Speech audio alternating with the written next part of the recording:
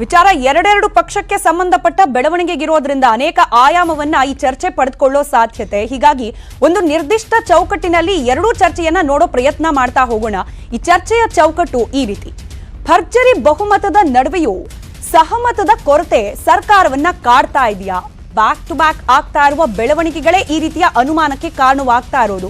ಸಹಮತ ಇದ್ದಿದ್ದೇ ಆದಲ್ಲಿ ಇಷ್ಟೆಲ್ಲ ಗೊಂದಲಗಳಿಗೆ ಕಾರಣವಾಗ್ತಾ ಇರುವ ಬೆಳವಣಿಗೆಗಳಿಗೆ ಆಸ್ಪದ ಇತ್ತ ಅನ್ನೋದೇ ದೊಡ್ಡ ಪ್ರಶ್ನೆ. ಒಂದ್ಸತಿ ಕುರ್ಚಿ ಫೈಟ್, ಮತ್ತೊಂದ್ಸತಿ ಪತ್ರ ಬರೆಯೋದು, ಅದಾದ ನಂತರ ಕೆಳಗಿಳಿಸೋಕೂ ಗೊತ್ತು ಅನ್ನೋ ರೀತಿಯ ಹೇಳಿಕೆಗಳು, ಅದರಲ್ಲೂ ಕೂಡ ಅತ್ಯಂತ ಹಿರಿಯ ನಾಯಕರಿಂದ. ಈ ರೀತಿಯ ಬ್ಯಾಕ್ ಟು ಬ್ಯಾಕ್ ಡೆವಲಪ್ಮೆಂಟ್ನಿಂದ ಆಗ್ತಾ ಇರೋ ಡ್ಯಾಮೇಜ್, ವರ್ಚಸ್ಸಿನ ಡ್ಯಾಮೇಜ್ ಕೇವಲ ಮುಖ್ಯಮಂತ್ರಿ ಸ್ಥಾನದಲ್ಲಿ ಕೂತಿರುವ ಸಿದ್ದರಾಮಯ್ಯ ಅವರಿಗೆ ಮಾತ್ರ ಸೀಮಿತವಾ, ಅಥವಾ ಓವರಾಲ್ ಆಗಿ ಕಾಂಗ್ರೆಸ್ ಸರ್ಕಾರದ ವರ್ಚಸ್ಸಿಗೆನೆ ಡ್ಯಾಮೇಜ್ ಆಗ್ತಾ ಇದೆಯಾ? ಸುಭದ್ರ ಬಹುಮತದ ಸರ್ಕಾರಕ್ಕೇನೆ ಡ್ಯಾಮೇಜ್ ಆಗ್ತಾ ಇದೆಯಾ ಈ ರೀತಿಯ ಬೆಳವಣಿಗೆ? ಅಥವಾ ಕಾಂಗ್ರೆಸ್ ಪಕ್ಷಕ್ಕೇನೆ ಲೋಕಸಭಾ ಚುನಾವಣೆಯನ್ನ ಎದುರಿಸಲಿಕ್ಕೆ ರಣತಂತ್ರವನ್ನ ಮಾಡ್ತಾ ಇರುವ ಕಾಂಗ್ರೆಸ್ ಪಕ್ಷಕ್ಕೇನೆ ಒಂದು ರೀತಿ ಮುಜುಗರ ತಂದೊಡ್ಡಬಲ್ಲ ಸಿಚುಯೇಷನ್ಗಳಲ್ವಾ ಇವು ಅಂತ ಹೇಳಿ. ಇದು ಮೊದಲ ಚರ್ಚೆಯ ಚೌಕಟ್ಟಾದ್ರೆ, ಎರಡನೇ ಚರ್ಚೆ ಬಿಜೆಪಿ ಪಕ್ಷದ ಸಾರಥಿ ಆಯ್ಕೆಯ ವಿಚಾರಕ್ಕೆ ಸಂಬಂಧಪಟ್ಟಂತದ್ದು. ಸಾರಥಿ ಆಯ್ಕೆಯ ಸವಾಲ್ ಕೂಡ ಹತ್ತಾರಿದೆ. ಒಂದ್ ಕಡೆ ಬಿಜೆಪಿ ಒಳಗೆ ಇರುವ ಬಣಗಳು, ಇದರ ಜೊತೆಗೆ ಜಾತಿ ಸಮೀಕರಣದ ಸವಾಲು, ಹಾಗೆ ಸಂಘಟನೆಯನ್ನ ಮತ್ತಷ್ಟು ಸ್ಟ್ರಾಂಗ್ ಮಾಡುವ ಸವಾಲು, ಗ್ಯಾರಂಟಿಗಳನ್ನ ಕೊಟ್ಟಿರುವ ಸರ್ಕಾರವನ್ನ ಕಟ್ ಹಾಕೋ ಪ್ರಯತ್ನದ ಸವಾಲು, ಈ ರೀತಿ 10 ಸವಾಲುಗಳ ನಡುವೆ ಸಮನ್ವಯ ಸಾಧಿಸೋ ಸಾರಥಿ ಯಾರಾಗ್ತಾರೆ ಅನ್ನೋ ಪ್ರಶ್ನೆಗೆ ಇನ್ನೂ ನಿರ್ದಿಷ್ಟ ಉತ್ತರ ಇಲ್ಲ. ಆಗಬಹುದೇನೋ ಅನ್ನೋ ರೀತಿಯಲ್ಲಿ ಸಿಟಿ ರವಿ ಅವರ ಹೆಸರು ಪ್ರಸ್ತಾಪ ಆಗ್ತಿದ್ರು ಕೂಡ ಅದನ್ನ ಅಧಿಕೃತವಾಗಿ ಪಕ್ಷ ಈವರೆಗೂ ಕೂಡ ಬಹಿರಂಗ ಪಡಿಸಿಲ್ಲ. ಬಹಿರಂಗ ಪಡಿಸಿದ್ರು ಕೂಡ ನಿಂತು ಹೋಗುತ್ತಾ ಸವಾಲುಗಳು. ನಾಯಕನ ಹೆಸರನ್ನ ಘೋಷಣೆ ಮಾಡಿದ ನಂತರವೂ ಕೂಡ ನಾಯಕತ್ವದಲ್ಲಿ ನಡೆಯಲಿದೆಯಾ ಆಂತರಿಕ ಮೈತ್ರಿ ಮ್ಯಾಜಿಕ್? ಈಗ ಜೆಡಿಎಸ್ ಬಿಜೆಪಿ ಸೇರಿ ಎಚ್ ಡಿ ಕುಮಾರಸ್ವಾಮಿ ಅವರನ್ನ ವಿರೋಧ ಪಕ್ಷದ ನಾಯಕನನ್ನಾಗಿ ಮಾಡಿಬಿಡಬಹುದೇನೋ ಅನ್ನೋ ರೀತಿಯ ಚರ್ಚೆ ಆಗ್ತಾ ಇತ್ತು. ಹಾಗ ಆಗೋದಿಲ್ಲ, ನಾವು ನಮ್ಮದೇ ಪಕ್ಷದಲ್ಲಿ ನಾಯಕರನ್ನ ಆಯ್ಕೆ ಮಾಡಿ ಕಳಿಸ್ತೀವಿ ಅಂತ ಹೇಳಿ ಬಿಜೆಪಿ ಹೇಳ್ತಾ ಇದೆ. ಆದ್ರೆ ಬಹಿರಂಗವಾಗಿ ಹೆಸರು ಘೋಷಣೆ ಮಾಡ್ಬಿಡುತ್ತೆ. ಅದಾದ್ಮೇಲೆ ಆಂತರಿಕವಾಗಿ ಏನಾದ್ರೂ ಈ ಮೈತ್ರಿಯ ಮ್ಯಾಜಿಕ್ ಮುಂದುವರಿಯತ್ತಾ ಅನ್ನೋ ಅನುಮಾನ. ಎರಡೂ ಚರ್ಚೆಯನ್ನ ಪ್ರಾರಂಭ ಮಾಡೋಣ. ಅದಕ್ಕಿಂತ ಮುಂಚೆ ಈ ಮೊದಲ ಚರ್ಚೆಗೆ ಸಂಬಂಧಪಟ್ಟಂತೆ ಅನುಮಾನ ಯಾಕೆ ಬಂತು? ಕಾಂಗ್ರೆಸ್ನಲ್ಲಿ ಸಮನ್ವಯತೆಯ ಕೊರತೆ ಇದೆ ಅನ್ನೋ ಅನುಮಾನ. ಹೇಳಿಕೆಗಳು, ಪ್ರಮುಖವಾಗಿ ಕಾಂಗ್ರೆಸ್ ಪಕ್ಷದ್ದೇ ನಾಯಕರ ಹೇಳಿಕೆಗಳು, ಹಾಗೆ ವಿರೋಧ ಪಕ್ಷ ಅದನ್ನ ಅಬ್ಸರ್ವ್ ಮಾಡಿ ಕೊಟ್ಟಂತಹ ಹೇಳಿಕೆ, ಆ ಹೇಳಿಕೆಯನ್ನ ಗಮನಿಸೋಣ. ನಂತರದಲ್ಲಿ ಅನುಮಾನಕ್ಕೆ ಉತ್ತರ ಕಂಡುಕೊಳ್ಳೋ ಚರ್ಚೆ ಪ್ರಾರಂಭ ಮಾಡೋಣ. ಮೊದಲಿಗೆ ಹೇಳಿಕೆಗಳು. ಶಾಸಕರು ಮತ್ತು ಮಂತ್ರಿಗಳ ನಡುವೆ ಸಮನ್ವಯ ಇಲ್ಲದ್ದು ಬಹಳ ಸ್ಪಷ್ಟವಾಗಿದೆ. ಓಪನ್ ಆಗಿ ಮಾತಾಡ್ತಾ ಇದ್ದಾರೆ. ಅದಕ್ಕಾಗಿ ಅವರು ಪತ್ರ ಬರೆದಿದ್ದಾರೆ. ಅದಕ್ಕಾಗಿಯೇ ಮೀಟಿಂಗ್ ಇರೋದು. ಇಲ್ಲಿ ಮೀಟಿಂಗ್ ಮಾಡೋ ಅವಶ್ಯಕತೆ ಇಲ್ಲ. ಮೀಟಿಂಗ್ ಇರೋದೇ ಈ ಗೊಂದಲ ಇರೋದ್ರಿಂದ ನಮಗೆ ಅಸಮಾಧಾನ ಇಲ್ಲ. ಆದರೆ ಸೌಹಾರ್ದತೆ ವಿಚಾರದಲ್ಲಿ ಸ್ವಲ್ಪ ಕೋಆರ್ಡಿನೇಷನ್ ಆಗಲಿ ಅನ್ನೋಂಥ ವಿಚಾರಕ್ಕೆ ಕೆಲವು ಹಿರಿಯ ಶಾಸಕರು ಹೇಳಿದ್ದಾರೆ. ಅದಕ್ಕೆ ನಾನು ಒಪ್ಪಿದ್ದೇನೆ. ಈ ಆಗಸ್ಟ್ 2ನೇ ತಾರೀಕು ರಾಜ್ಯದಲ್ಲಿ ಎರಡೂ ಪಕ್ಷದ ಪಾಲಿಗೆ ಒಂದು ಮಹತ್ವದ ದಿನ ಆಗೋ ಎಲ್ಲಾ ಲಕ್ಷಣ ಕಾಣ್ತಾ ಇದೆ. ಯಾಕೆ ಆಗಸ್ಟ್ 2ನೇ ತಾರೀಕೆ ಕರೆದಿದ್ದಾರಂತೆ ಈ ಸಮನ್ವಯ ಸಮಿತಿ ರಚನೆಗೆ ಸಂಬಂಧಪಟ್ಟಂತೆ ಮೀಟಿಂಗ್? ಇದಕ್ಕೆ ಕಾಂಗ್ರೆಸ್ನವರು ಏನೇ ಹೇಳ್ಬೋದು, ಲೋಕಸಭಾ ಚುನಾವಣೆಗೆ ತಂತ್ರಗಾರಿಕೆಯನ್ನ ಹೇಳ್ಕೊಳ್ಳಿಕ್ಕೆ ಕರೆಯಲಾಗ್ತಾ ಇದೆ, ದೆಹಲಿ ನಾಯಕರಿಂದ ಬುಲಾವ್ ಬಂದಿದೆ ಅಂತ ಹೇಳಿ. ಆದ್ರೆ ಲಭ್ಯವಾಗ್ತಿರೋ ಮಾಹಿತಿ ಪ್ರಕಾರ ಕೇವಲ ಲೋಕಸಭಾ ಚುನಾವಣೆಯನ್ನ ಗೆಲ್ಲೋ ತಂತ್ರ ಮಾತ್ರ ಅಲ್ಲ, ಅದಕ್ಕೆ ಮುಂಚೆ ರಾಜ್ಯ ಕಾಂಗ್ರೆಸ್ ಪಾಳ್ಯದಲ್ಲಿ ಉಂಟಾಗಿರುವ ಈ ರೀತಿಯ ಸಮನ್ವಯತೆಯ ಕೊರತೆಯನ್ನ ನಿಭಾಯಿಸಲಿಕ್ಕೆ ಬೇಕಾದ ಒಂದಷ್ಟು ನೀತಿ ಪಾಠವನ್ನ ಕೂಡ ಮಾಡಲಿದ್ದಾರೆ. ಕೇವಲ ಪಾಠ ಮಾತ್ರ ಅಲ್ಲ, ಪಾಠ ಮಾಡಿದ್ದನ್ನ ಕೇಳ್ತಿದ್ದಾರಾ ಇಲ್ವಾ ವಿದ್ಯಾರ್ಥಿಗಳು ಅನ್ನೋದನ್ನ ಮಾನಿಟರ್ ಮಾಡಲಿಕ್ಕೆ ಒಂದು ಸಮಿತಿ ಕೂಡ ರಚನೆ ಮಾಡೋ ಸಾಧ್ಯತೆ ಇದೆಯಂತೆ ಅವತ್ತೇನೆ, ಆಗಸ್ಟ್ 2ನೇ ತಾರೀಕು. ಕೇವಲ ಇದು ಕಾಂಗ್ರೆಸ್ಗೆ ಮಾತ್ರ ಸೀಮಿತವಾಗಿಲ್ಲ. ಆಗಸ್ಟ್ 2ನೇ ತಾರೀಕು ಮತ್ತೊಂದು ಪಕ್ಷ ಅಂದ್ರೆ ಬಿಜೆಪಿಯಿಂದಲೂ ಕೂಡ ಬುಲಾವ್ ಬಂದಿದೆ, ಸಿಟಿ ರವಿ ಅವರಿಗೆ ದೆಹಲಿಗೆ ಬನ್ನಿ ಅಂತ ಹೇಳಿ. ಯಾಕಾಗಬಹುದು? ರಾಜ್ಯಾಧ್ಯಕ್ಷ ಹುದ್ದೆ ಮೇಲೆ ಕಣ್ಣಿಟ್ಟಿದ್ದಾರೆ ಅನ್ನೋದಕ್ಕೆ ಪೂರಕವಾಗಿ ಅವ್ರು ಹೋಗಿ ಯಡಿಯೂರಪ್ಪನವರ ಕಾಲಿಗೆ ಬಿದ್ದು ಆಶೀರ್ವಾದ ಪಡೆದಿದ್ದಾರೆ. ಇದಾದ ನಂತರದಲ್ಲಿ ಅವರನ್ನ ಇವತ್ತು ರಾಷ್ಟ್ರೀಯ ಪ್ರಧಾನ ಕಾರ್ಯದರ್ಶಿ ಹುದ್ದೆಯಿಂದ ಕೆಳಗಿಳಿಸಲಾಗಿದೆ. ಹೀಗಾಗಿ ರೀಪ್ಲೇಸ್ಮೆಂಟ್ ಅಂತ ಹೇಳಿ ಅವ್ರಿಗೇನಾದ್ರೂ ರಾಜ್ಯಾಧ್ಯಕ್ಷ ಪೋಸ್ಟ್ ಅನ್ನ ಪ್ಲೇಸ್ಮೆಂಟ್ ನೀಡ್ತಾರಾ ಅನ್ನೋದು. ಹೀಗಾಗಿ ಆಗಸ್ಟ್ 2ನೇ ತಾರೀಕು ಏನ್ ನಡೆಯುತ್ತೆ, ಜೊತೆಗೆ ಈ ಸಮನ್ವಯತೆಯ ಕೊರತೆ, ಸಾರಥಿಯ ಸವಾಲು, ಎಲ್ಲಾ ವಿಚಾರವನ್ನ ಚರ್ಚೆಗೆ ಒಳಪಡಿಸ್ತಾ ಹೋಗೋಣ. ಚರ್ಚೆಯಲ್ಲಿ ಭಾಗಿಯಾಗಲಿಕ್ಕೆ ನನ್ನ ಜೊತೆಯಲ್ಲಿದ್ದಾರೆ ಕಾಂಗ್ರೆಸ್ನ ವಕ್ತಾರರಾದ ನಟರಾಜ್ ಗೌಡ, ಹಾಗೆ ಜೆಡಿಎಸ್ನ ವಕ್ತಾರರಾದ ರಾಜು ಗೌಡ ಅವರು, ಹಾಗೆ ಜಯನಗರ ವಿಧಾನಸಭಾ ಕ್ಷೇತ್ರದ ಬಿಜೆಪಿಯ ಶಾಸಕರಾದ ಸಿ.ಕೆ. ರಾಮಮೂರ್ತಿ ಅವರು ಕೂಡ ಇದ್ದಾರೆ. ಮೂವರೆಗೂ ಕಾರ್ಯಕ್ರಮಕ್ಕೆ ಸ್ವಾಗತ. ನಟರಾಜ್ ಗೌಡ್ರೆ, ತಮ್ಮಿಂದಲೇ ಪ್ರಾರಂಭ ಮಾಡಬೇಕು. ಈಗ ಸಿಎಂ ಕುರ್ಚಿ ಬಗ್ಗೆ ಒಂದಷ್ಟು ಫೈಟ್ ಇತ್ತು ಅಂತ ಹೇಳ್ತಿದ್ರು, ನೀವು ಅದನ್ನು ಒಪ್ಪೋದಿಲ್ಲ. ಬಟ್ ಅದಕ್ಕೆ ಸಂಬಂಧಪಟ್ಟಂತೆ ನಿಮ್ಮದೇ ಪಕ್ಷದ ನಾಯಕರುಗಳು ಪದೇ ಪದೇ ಹೇಳಿಕೆ ಕೊಡ್ತಾ ಇದ್ರು. ಇದು ಸ್ಟಾಪ್ ಆಯ್ತಾ? ಒಂದು ಪತ್ರ ಬರೆದು ಬಿಟ್ರು, ನಮಗೆ ಅಸಮಾಧಾನ ಇದೆ, ಸಚಿವರು ವರ್ತನೆ ಸರಿ ಇಲ್ಲ, ಶಾಸಕರಿಗೆ ಮರ್ಯಾದೆ ಇಲ್ಲ, ಕೆಲಸಗಳಾಗ್ತಾ ಇಲ್ಲ, ವರ್ಗಾವಣೆಯಲ್ಲಿ ನಮ್ ವಿಶ್ವಾಸ ತೆಗೆದುಕೊಳ್ತಿಲ್ಲ, ಆ ಪತ್ರನೂ ಫೇಕ್ ಅಂದ್ರಿ. ಹರಿಪ್ರಸಾದ್ ಅವ್ರು ಹೇಳಿಕೆ ಕೊಟ್ಬಿಟ್ರು, ಕೆಳಗಿಳಿಸೋದು ಗೊತ್ತು, ನಮಗೆ ಕೂರ್ಸೋದು ಗೊತ್ತು ಅಂತ ಹೇಳಿ. ಈಗ ಇದೆಲ್ಲ ಆಗ್ತಾ ಇರೋದ್ರ ನಡುವೆನೆ ದೆಹಲಿಗೆ ಬುಲಾವ್. ಈ ಸುಭದ್ರತೆಯಲ್ಲೂ ಕೂಡ ಅಭದ್ರತೆ, ವಿಶ್ವಾಸ ಕೊರತೆ ಕಾಡ್ತಾ ಇಲ್ಲ ಅಂತ ಹೇಳಿ ಯಾಕೆ ಪರಿಗಣಿಸಬೇಕು ರಾಜ್ಯದ ಮತದಾರರು? ಇಲ್ಲ, ಈಗ ಏನಾಗಿದೆ ಗೊತ್ತಾ, 135 ಶಾಸಕರು ಕೊಟ್ಟಿದ್ದಾರೆ, ಇದು ಸುಭದ್ರವಾಗಿ ಇರುತ್ತೆ, 5 ವರ್ಷಕ್ಕೆ ಬಂದಂತಹ ಮ್ಯಾಂಡೇಟ್ ಇದು. ಇದರೊಳಗೆ ಯಾವ ರೀತಿಯ ಗೊಂದಲ, ಸಣ್ಣ ಪುಟ್ಟ ಸಮಸ್ಯೆಗಳಿದ್ರೆ ಅದು ಪರಿಹರಿಸ್ಕೊಂತಾರೆ. ಮಾನ್ಯ ಮುಖ್ಯಮಂತ್ರಿ ಸಿದ್ದರಾಮಯ್ಯನವರು ಸರ್ಕಾರದ ಸುಪ್ರೀಂ, ಅವರು ಯಾವುದೇ ಶಾಸಕರಿಗೆ ಯಾವುದೇ ಅಸಮಾಧಾನ, ಸಣ್ಣ ಪುಟ್ಟ ಸಮಸ್ಯೆ ಅಸಮಾಧಾನ ಇದ್ದರೆ ಅದನ್ನು ಕರೆದು ಅದು ಏನು ಅಸಮಾಧಾನ ಯಾಕೆ ಅನ್ನೋದನ್ನು ಪರಿಹರಿಸ್ತಾರೆ ಅಲ್ಲಿಂದ ಅಲ್ಲಿಗೇನೆ. ಆದರೆ ಈ ಶಾಸಕರು ಶಾಸಕಾಂಗ ಪಕ್ಷ ಸಭೆ ಕರಿಬೇಕಂತಿದ್ದು, ಕೆಲವರು ಹೊಸ ಶಾಸಕರು ಹೊಸ ಮಂತ್ರಿಗಳು ಒಬ್ರಿಗೊಬ್ರು ಸಮನ್ವಯತೆ ಆಗಬೇಕು, ಒಬ್ರಿಗೊಬ್ರು ಪರಿಚಯ ಆಗಬೇಕು, ಕೆಲಸಗಳು ತ್ವರಿತಗತಿಯಲ್ಲಿ ಆಗಬೇಕು. ಯಾಕಂದರೆ ಶಾಸಕರಿಗೆ ಅನಿಸ್ತದೆ ಅಂದರೆ ನಮಗೆ ಅನುದಾನ ಕೊಡ್ತಾ ಇಲ್ಲ ಅಂತ ಅನಿಸ್ತದೆ.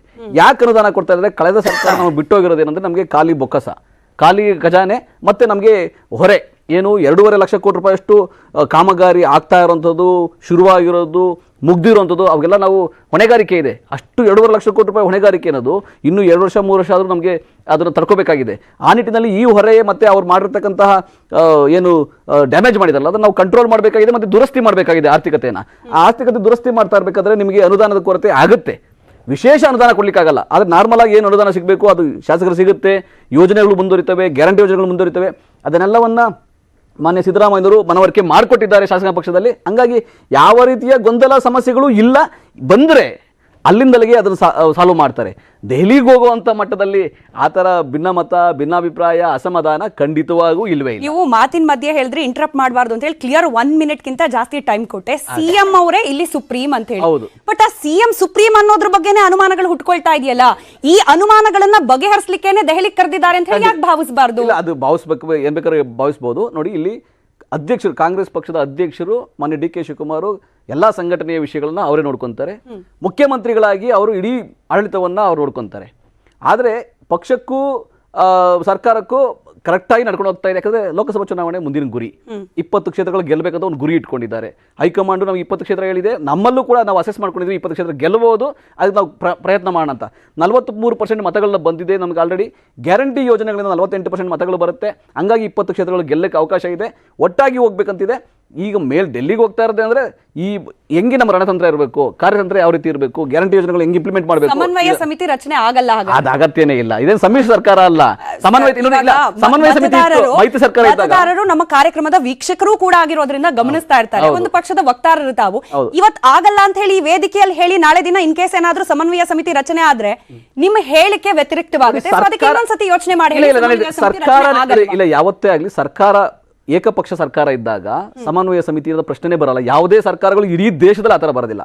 ಸಮನ್ವಯತೆ ಯಾವಾಗ ಬೇಕಾಗ್ತದೆ ಅಂದರೆ ಏನೋ ಟಿಕೆಟ್ ಘೋಷಣೆ ಮಾಡ್ತಾ ಇದ್ದಾರೆ, ಅದೇನೋ ಒಂದು ಆಯ್ಕೆ ಮಂಡಳಿ ಆ ಥರ ಏನೋ ಮಾಡ್ಬೋದು. ಆದರೆ 2 ಪಕ್ಷಗಳಿದ್ದಾಗ ಅದಕ್ಕೆ ಸಮನ್ವಯ ಸಮಿತಿಯಿಂದ ಬರುತ್ತೆ. ನಾವು ಮೈತ್ರಿ ಸರ್ಕಾರ ಇದ್ದಾಗ ಸಮನ್ವಯ ಸಮಿತಿ ಇತ್ತು. ಇಲ್ಲಿ ಪಕ್ಷ ಮಾತ್ರ ಅಲ್ಲ, ಬಣಗಳಲ್ಲೂ ಕೂಡ ಸಮನ್ವಯತೆನ ಈಗ ನಟರಾಜ್ ಗೌಡರು ಹೇಳ್ತಿದ್ರು, ರಾಮಮೂರ್ತಿ ಸರ್, ಸಿದ್ದರಾಮಯ್ಯ ಅವರು ಮುಖ್ಯಮಂತ್ರಿಯಾಗಿ ಅವ್ರ ಕೆಲಸ ಅಚ್ಚುಕಟ್ಟಾಗಿ ಮಾಡ್ತಿದ್ದಾರೆ, ಪಕ್ಷದ ಅಧ್ಯಕ್ಷರಾಗಿ ಡಿ ಕೆ ಶಿವಕುಮಾರ್ ಅವರು ಅಚ್ಚುಕಟ್ಟು ಮಾಡ್ತಿದ್ದಾರೆ. ಪ್ರಾಬ್ಲಮ್ಮೇ ಅದ ಅಂತ ಹೇಳಿ ಈಗ 2 ಬಣಗಳು ಸ್ಟ್ರಾಂಗ್ ಆಗಿರೋದ್ರಿಂದ ಆ ಬಣಗಳ ನಡುವೆನೆ ಸಮನ್ವಯತೆ ಕೊರತೆನ ಒಬ್ರು ಕಾಲ ಇನ್ನೊಬ್ರು ಎಳೆಯೋ ಪ್ರಯತ್ನವನ್ನ ಇಂಡೈರೆಕ್ಟ್ ಆಗಿ ಮಾಡ್ತಿರೋದೇ ಈ ಸಮನ್ವಯ ಸಮಿತಿಯ ಅನಿವಾರ್ಯತೆ ತಂದುಬಿಟ್ಟಿದ್ಯಾ ಕಾಂಗ್ರೆಸ್ ಮುಂದೆ ಅಂತ ಹೇಳಿ.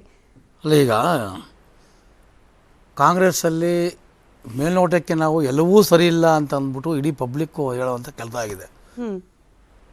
ಇವತ್ತು ರಾಜ್ಯದಲ್ಲಿ ಮುಖ್ಯಮಂತ್ರಿ ಮಾಡಬೇಕಾದ್ರೆ ಕಳೆದ ಸುಮಾರು ಅಧಿಕಾರಕ್ಕೆ ಜನ 136 ಶಾಸಕರನ್ನು ಕೊಟ್ಟರು ಕೂಡ ಇವರು ಮುಖ್ಯಮಂತ್ರಿ ಮಾಡೋದಕ್ಕೆ ಡೆಲ್ಲಿಗೆ ಹೋಗಿ ಮುಖ್ಯಮಂತ್ರಿ ಮಾಡೋವಂಥ ಪರಿಸ್ಥಿತಿ ಆಯಿತು. 15 ದಿವಸ ಟೈಮ್ ತೊಗೊಳ್ಳೋ ಪರಿಸ್ಥಿತಿ ಆಯಿತು.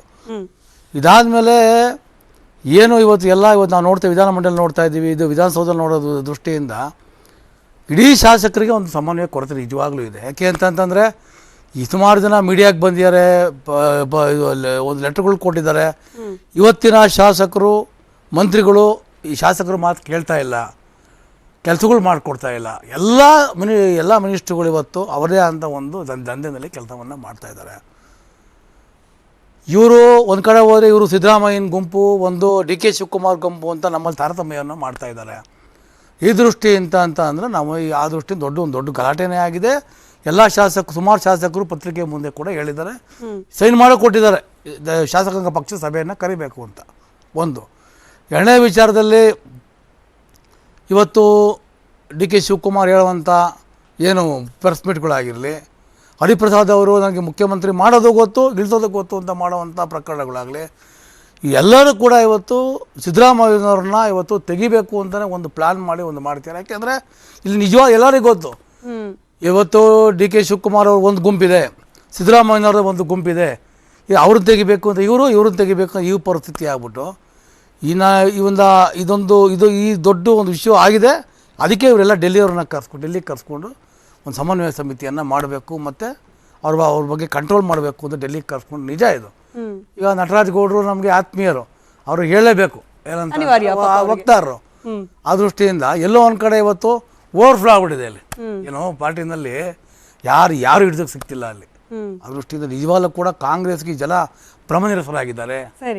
ಸರಿ ರಾಜುಗೌಡ ಸರ್, ತಾವು ಯಾವ ರೀತಿ ಗಮನಿಸ್ತೀರಿ? ಈಗ ರಾಮಮೂರ್ತಿ ಸರ್ ಹೇಳ್ತಾ ಇದ್ರು ನೋಡಿ, ಸಿದ್ದರಾಮಯ್ಯ ಅವರನ್ನ ಕೆಳಗಿಳಿಸೋಕೆ ಪ್ರಯತ್ನಗಳಾಗ್ತಾ ಇದೆ. ಸಿದ್ದರಾಮಯ್ಯ ಅವರ ಬಣದಲ್ಲಿ ಗುರುತಿಸ್ಕೊಂಡಿರುವ ಅಥವಾ ಅವರು ಬೆಂಬಲವಾಗಿ ನಿಂತಿರುವ ಕೆಲ ಶಾಸಕರಿಗೇನೆ ಇಲ್ಲಿ ಅನುದಾನ ಬಿಡುಗಡೆ ವಿಚಾರಕ್ಕೆ ಅಥವಾ ಸರಿಯಾಗಿ ಸ್ಪಂದನೆ ವಿಚಾರಕ್ಕೆ ಬೇಸರ ಆಗ್ತಾ ಇದೆ. ಇದು ಡೈರೆಕ್ಟ್ಲಿ ಅವ್ರ ಇಂಡೈರೆಕ್ಟ್ಲಿ ಸಿದ್ದರಾಮಯ್ಯ ಅವರಿಗೆ ಎಫೆಕ್ಟ್ ಆಗ್ಲಿ ಅನ್ನೋ ರೀತಿಯಲ್ಲಿ ಆಗ್ತಿರೋ ಪ್ರಯತ್ನ. ಈಗ ನಾವು ಲೆಟರ್ ತೋರಿಸ್ತಿದ್ವಿ ಇಷ್ಟೊತ್ತು, ಅದ್ರಲ್ಲಿ ಸಹಿ ಹಾಕಿರೋರು ಬಹುತೇಕರು ಸಿದ್ದರಾಮಯ್ಯ ಅವರ ಆಪ್ತ ಬಣದಲ್ಲಿ ಗುರುತಿಸ್ಕೊಂಡಿರುವ ಶಾಸಕರು, ಬೆಂಬಲಿಗರು. ಸೊ ಇದನ್ನ ಯಾವ ರೀತಿ ಗಮನಿಸ್ತೀರಿ? ಸಮನ್ವಯತೆ ಕೊರತೆ, ಅದ್ರ ಹಿಂದಿರೋ ಕಾರಣಗಳು? ಖಂಡಿತವಾಗ್ಲೂ ಸಮನ್ವಯ ಸಮಿತಿ ಬೇಡ ಅಂತ ಹೇಳ್ತಾ ಇದ್ದಾರೆ. ಆದರೆ ಈಗ ಶಾಸಕಾಂಗ ಸಭೆ ಕರೆದಿದ್ದ ಉದ್ದೇಶ ಏನು? ಸಮನ್ವಯತೆ ಬರಲಿ ಅನ್ನೋ ಒಂದು ಉದ್ದೇಶಕ್ಕೋಸ್ಕರ ಕರೆದಿರೋದು. ಅಳಿಯ ಅಲ್ಲ ಮಗಳ ಗಂಡ ಅಂತ ಒಂದು ಗಾದೆ ಮಾತು ಹೇಳ್ತಾರೆ, ಹಂಗೆ ಹೆಸರು ಚೇಂಜ್ ಮಾಡ್ತಾರೆ ಅಷ್ಟೇ. ಶಾಸಕಾಂಗ ಸಭೆ ಕರೆಯೋ ಉದ್ದೇಶ ಏನು ಹೇಳಿ? ಸಮನ್ವಯತೆ ಬರಲಿ ಅಂತ. ಅದನ್ನೇನು ಮಾಡ್ತಾರೆ? ಈ ರೀತಿ ಮಾಡ್ತಾರೆ ಅಷ್ಟೇ. ಮಾತಲ್ಲಿ ಹೇಳ್ಕೊಬೋದು ನಾವು ಸಮನ್ವಯ ಸಮಿತಿ ಮಾಡಲ್ಲ ಅಂತ, ಸಮನ್ವಯ ಸಭೆ ಮಾಡ್ತಾ ಇದ್ದಾರಲ್ಲ, ಅದ್ರ ಉದ್ದೇಶ ಏನು ಅಂದರೆ ಎಲ್ಲ ಶಾಸಕರನ್ನು ಒಟ್ಟಿಗೆ ಸೇರಿಸ್ಬೇಕು ಅಂತೇಳಿ. ಆಮೇಲೆ ಸಿದ್ದರಾಮಯ್ಯನವ್ರ ಬಣ ಮತ್ತು ಡಿ ಕೆ ಶಿವಕುಮಾರ್ ಬಣ ನೋಡ್ರಿ, ಬಣಗಳು ಯಾವಾಗ ಆಗ್ತವೆ ಅಂದರೆ ಅವರ ಆಲೋಚನೆ ತಕ್ಕನಾಗಿ ಅವ್ರ ಕೆಲಸಗಳಾಗದೇ ಇದ್ದಾಗ. ನೋಡಿ, ಇವಾಗ ಅನುದಾನ ಸಿಗ್ತಾರ ಅಂತ ಹೇಳಿದ್ರೆ 2.5 ಲಕ್ಷ ಕೋಟಿ ನಮ್ಮ ಆರ್ಥಿಕ ಹೊರೆ ಹೊರಿಸೋಗಿದ್ದಾರಂತೆ. ಬಹುಶಃ ಇದ್ರ ಬಗ್ಗೆ ಯಾಕೆ ಯೋಚನೆ ಮಾಡಲಿಲ್ಲ ಸಿದ್ದರಾಮಯ್ಯನವ್ರು? ಸುಮಾರು ಒಂದು 15-13 ಬಜೆಟ್ಗಿಂತ ಇಡೀ ಕರ್ನಾಟಕ ರಾಜ್ಯದಲ್ಲಿ ಯಾರೂ ಕೊಡದಾರದಷ್ಟು ಬಜೆಟ್ಗಳನ್ನ ಕೊಟ್ಟಂತ ಸಿದ್ದರಾಮಯ್ಯನವರು ಪ್ರತಿ ಸೆಷನ್ನು ಅಟೆಂಡ್ ಮಾಡ್ತಿದ್ದವರು. ಇವ್ರು ಇಷ್ಟೊಂದು ಡೆಫಿಸಿಟ್ ಇಟ್ಟೋಗವ್ರೆ ಅಂತ ಯಾಕೆ ಯೋಚನೆ ಮಾಡಬಾರ್ದಾಗಿತ್ತು? ನಾವು ಸುಮ್ಮನೆ ಘೋಷಣೆ ಮಾಡ್ತಿದ್ರು, ಪದೇ ಪದೇ ಸಾಲ ಮಾಡ್ತಿದೆ, ಆರ್ಥಿಕ ಹೇಳ್ತಾ ಇರೋದು. ಸ್ಮಿತಾ ಅವರೇ, ಅಲ್ಲಲ್ಲ ಹೇಳ್ತಿದ್ರಲ್ವಾ, ನೀವು ಘೋಷಣೆ ಮಾಡಿದ್ರಲ್ಲ ನೀವು ಗ್ಯಾರಂಟಿಗಳನ್ನ. ಇವಾಗ ಗ್ಯಾರಂಟಿಗಳು ಕೊಡಕ್ಕೆ ಹಣ ಹೊಂದ್ಸಕ್ಕಾಗ್ದಲೆ ತಿಣ್ಕಾಡಿ ಅವ್ರ ಮೇಲೆ ಈಗ ಕೋತಿ ಮೊಸರನ್ನ ತಿಂದು ಮೈಕಮೋತಿ ಒರೆಸ್ತು ನಂಗೆ ನೀವು ಕೊಟ್ಟಂತ ಗ್ಯಾರಂಟಿಗಳನ್ನ ಸಮನ್ವಯವಾಗಿ ಸಾಧಿಸಕ್ಕಾಗ್ದಲೆ ಈಗ ಅವ್ರ ಮೇಲೆ ಆರೋಪ ಹೊರಿಸ್ತಾ ಇದ್ರಲ್ಲ, ಅವತ್ತು ಯಾಕೆ ನೀವು ಯೋಚನೆ ಮಾಡಲಿಲ್ಲ ಅನ್ನೋದು ನಂದೊಂದು ಪ್ರಶ್ನೆ. ಆಮೇಲೆ ಇನ್ನೊಂದು, ಇಲ್ಲಿ ಡಿ ಕೆ ಶಿವಕುಮಾರ್ ಸಂಘಟನೆ ಮಾಡ್ತಾ ಇದ್ದಾರೆ, ಸಿದ್ದರಾಮಯ್ಯನವರು ಆಡಳಿತ ಮಾಡ್ತಾ ಇದ್ದಾರೆ ಅಂತ ಹೇಳ್ತಾ ಇದ್ದಾರೆ. ಓಕೆ, ಆಡಳಿತದೊಳಗೆ ಡಿ ಕೆ ಶಿವಕುಮಾರ್ನವರು ಮಧ್ಯ ಮೂಗು ತೋರಿಸ್ತಾ ಇದ್ದಾರೆ. ಯಾಕೆಂದರೆ ಮೊನ್ನೆ ಒಂದು ಸ್ಟೇಟ್ಮೆಂಟ್ ಕೊಡ್ತಾರೆ, ಸಿಂಗಾಪುರ್ನಲ್ಲಿ ಯಾರೋ ಕೂತು ಪಕ್ಷನ ಬಿಡಿಸ್ಲಿಕ್ಕೆ ಹೋಗ್ತಾ ಇದೆ ಅಂತ. ಬಹುಶಃ ಇಂಟೆಲಿಜೆನ್ಸ್ನ ಯಾರು ನಡೆಸ್ತಾ ಇದ್ದಾರೆ ಅನ್ನೋದನ್ನ ನಮ್ಗೊಂದು ಮಾಹಿತಿ ಕೊಟ್ಬಿಟ್ರೆ ಮಾಧ್ಯಮಕ್ಕೂ ನಮಗೂ ನಾವು ಒಂಚೂರು ಸಮಾಧಾನವಾಗಿರ್ತೀವಿ. ಯಾಕಂದ್ರೆ ಇಂಟೆಲಿಜೆನ್ಸ್ ಇರೋದು ಆಡಳಿತ ಮಾಡೋರ ಹತ್ರ ಅಲ್ವಾ? ಹೇಳ್ಬಿಟ್ರೆ ನಿಮ್ ಪಕ್ಷದ ನಾಯಕರ ಸಿಂಗಾಪುರದಲ್ಲಿ ಇದ್ದಿದ್ದು, ಸೊ ಅಲ್ಲಿ ನಡೀತಿರೋದು ನಮ್ಮ ಪಕ್ಷದ ನಾಯಕರು ಇವತ್ತು ಯುರೋಪ್ ನಲ್ಲಿ ಇದಾರೆ ಫ್ಯಾಮಿಲಿ ಸಮೇತ. ಅರ್ಥ ಆಯ್ತಾ? 25 ಜನ 30 ಜನ ಕರ್ಕೊಂಡು ಫ್ಯಾಮಿಲಿ ಜೊತೆ ಟ್ರಿಪ್ ಹೋಗಿದ್ದಾರೆ. ಹಾಗಾಗಿ ನಾವೇ ಈ ತರ ಸಮಸ್ಯೆಗಳು ಬರ್ತವೆ ಅಂತಾನೆ ನಾವು ಒಂದು ಫೋಟೋ ಕೂಡ ರಿಲೀಸ್ ಮಾಡಿದ್ದಾರೆ, ನಾವೆಲ್ಲಿದ್ದೀವಿ ಅಂತ. ಪಾಪ ಅವ್ರಿಗೆ ಆತಂಕ ಶುರುವಾಗ್ಬಿಟ್ಟಿದೆ. ಯಾಕೆಂದ್ರೆ ಅವ್ರ ಶಾಸಕರನ್ನ ಎಲ್ಲ ಆಪರೇಟ್ ಮಾಡ್ಬಿಡ್ತಾರ ಅಂತ. ಮೊನ್ನೆ ಮುನ್ರತ್ನವರು ಬಿಜೆಪಿ ಮುನ್ರತ್ನವ್ರು ಕಾಂಗ್ರೆಸ್ ಇಂದ ಬಂದವರು ಸೆಷನ್ಗೆ ಹೋಗೋ ಟೈಮಲ್ಲಿ ಹೇಳ್ತಾರೆ, ರೇ 30 ಜನ ಆಲೆ ರೆಡಿ ಇದಾರ್ರಿ ಅಂತ. ಅದಕ್ಕೆ ತಕ್ಕನಾಗಿ ಒಂದು ಪಾಯಿಂಟ್ ಅನ್ನಂಗೆ ಇವರು ಲೆಟರ್ ಬರೆದ್ಬಿಟ್ಟು 30 ಜನ ಸಿಗ್ನೇಚರ್ ಆಗಿ ಕೊಡ್ತಾರೆ, ನಮ್ಗೆ ಯಾವುದೇ ಕೆಲಸಗಳಾಗ್ತಾ ಇಲ್ಲ ಅಂತ.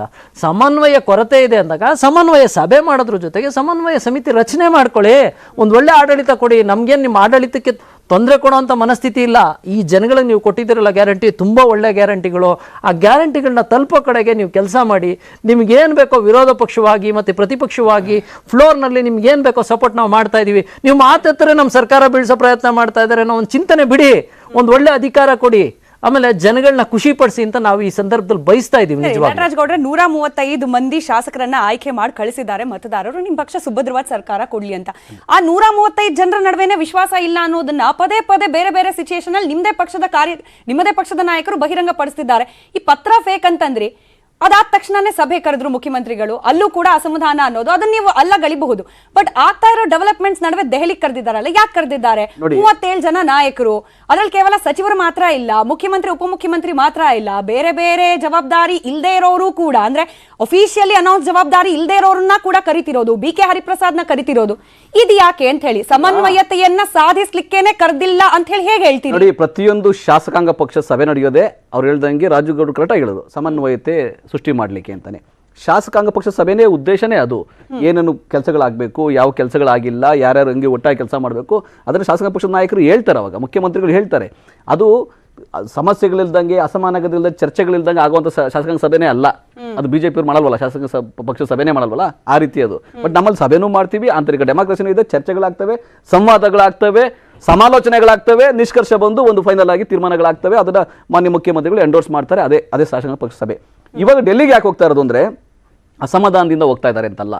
ಮುಂದಿನ ಚುನಾವಣೆ, ಲೋಕಸಭಾ ಚುನಾವಣೆ ಇದೆ. ನೀವು ಬೆಂಗಳೂರು ನೋಡಿ, ಕಾಂಗ್ರೆಸ್ ಪಕ್ಷ ಎಷ್ಟು ಲೀಡ್ ತಗೊಂಡಿದೆ ಮತ್ತು ಎಷ್ಟು ಇಂಪಾರ್ಟೆಂಟಾಗಿ ಕೆಲಸ ಮಾಡ್ತಾ ಇದ್ದಾರೆ. ಬಿಹಾರಲ್ಲಿ ಒಂದು ಮೀಟಿಂಗ್ ಆಯ್ತಲ್ಲ ಪಾಟ್ನಾದಲ್ಲಿ, ಅದಾದ್ಮೇಲೆ ತಕ್ಷಣ ಬೆಂಗಳೂರಿನಲ್ಲಿ ಕೂಡ ಒಂದು ಮೀಟಿಂಗ್ ಆಯಿತು, ಇಂಡಿಯಾ ಮೀಟಿಂಗ್ ಅಂತ ಮಾಡಿದ್ರು. ಅದು ಮುಂದುವರಿದ ಭಾಗವಾಗಿ ಎಲ್ಲ ರಾಜ್ಯಗಳ ಘಟಕಗಳನ್ನು ಮಾನ್ಯ ಖರ್ಗೆ ಅವರು ದೆಹಲಿಗೆ ಕರೆದು ಚರ್ಚೆಗಳನ್ನ ಮಾಡ್ತಾ ಇದ್ದಾರೆ. ಇಲ್ಲಿ ನಮ್ಮಲ್ಲಿ ಮಂತ್ರಿಗಳಿದ್ದಾರೆ, ಒಳ್ಳೆ ಯೋಜನೆಗಳು ಕೊಟ್ಟಿದ್ದಾರೆ. ಸೊ ಹಂಗಾಗಿ ಎಲ್ಲಾ ಮಂತ್ರಿಗಳಲ್ಲದೆ ಇನ್ನೂ ಒಂದು ಕೆಲವು ನಾಯಕರನ್ನ, ಒಟ್ಟು ಒಂದು 40-45 ನಾಯಕರುಗಳನ್ನ ಕರೆದಿದ್ದಾರೆ.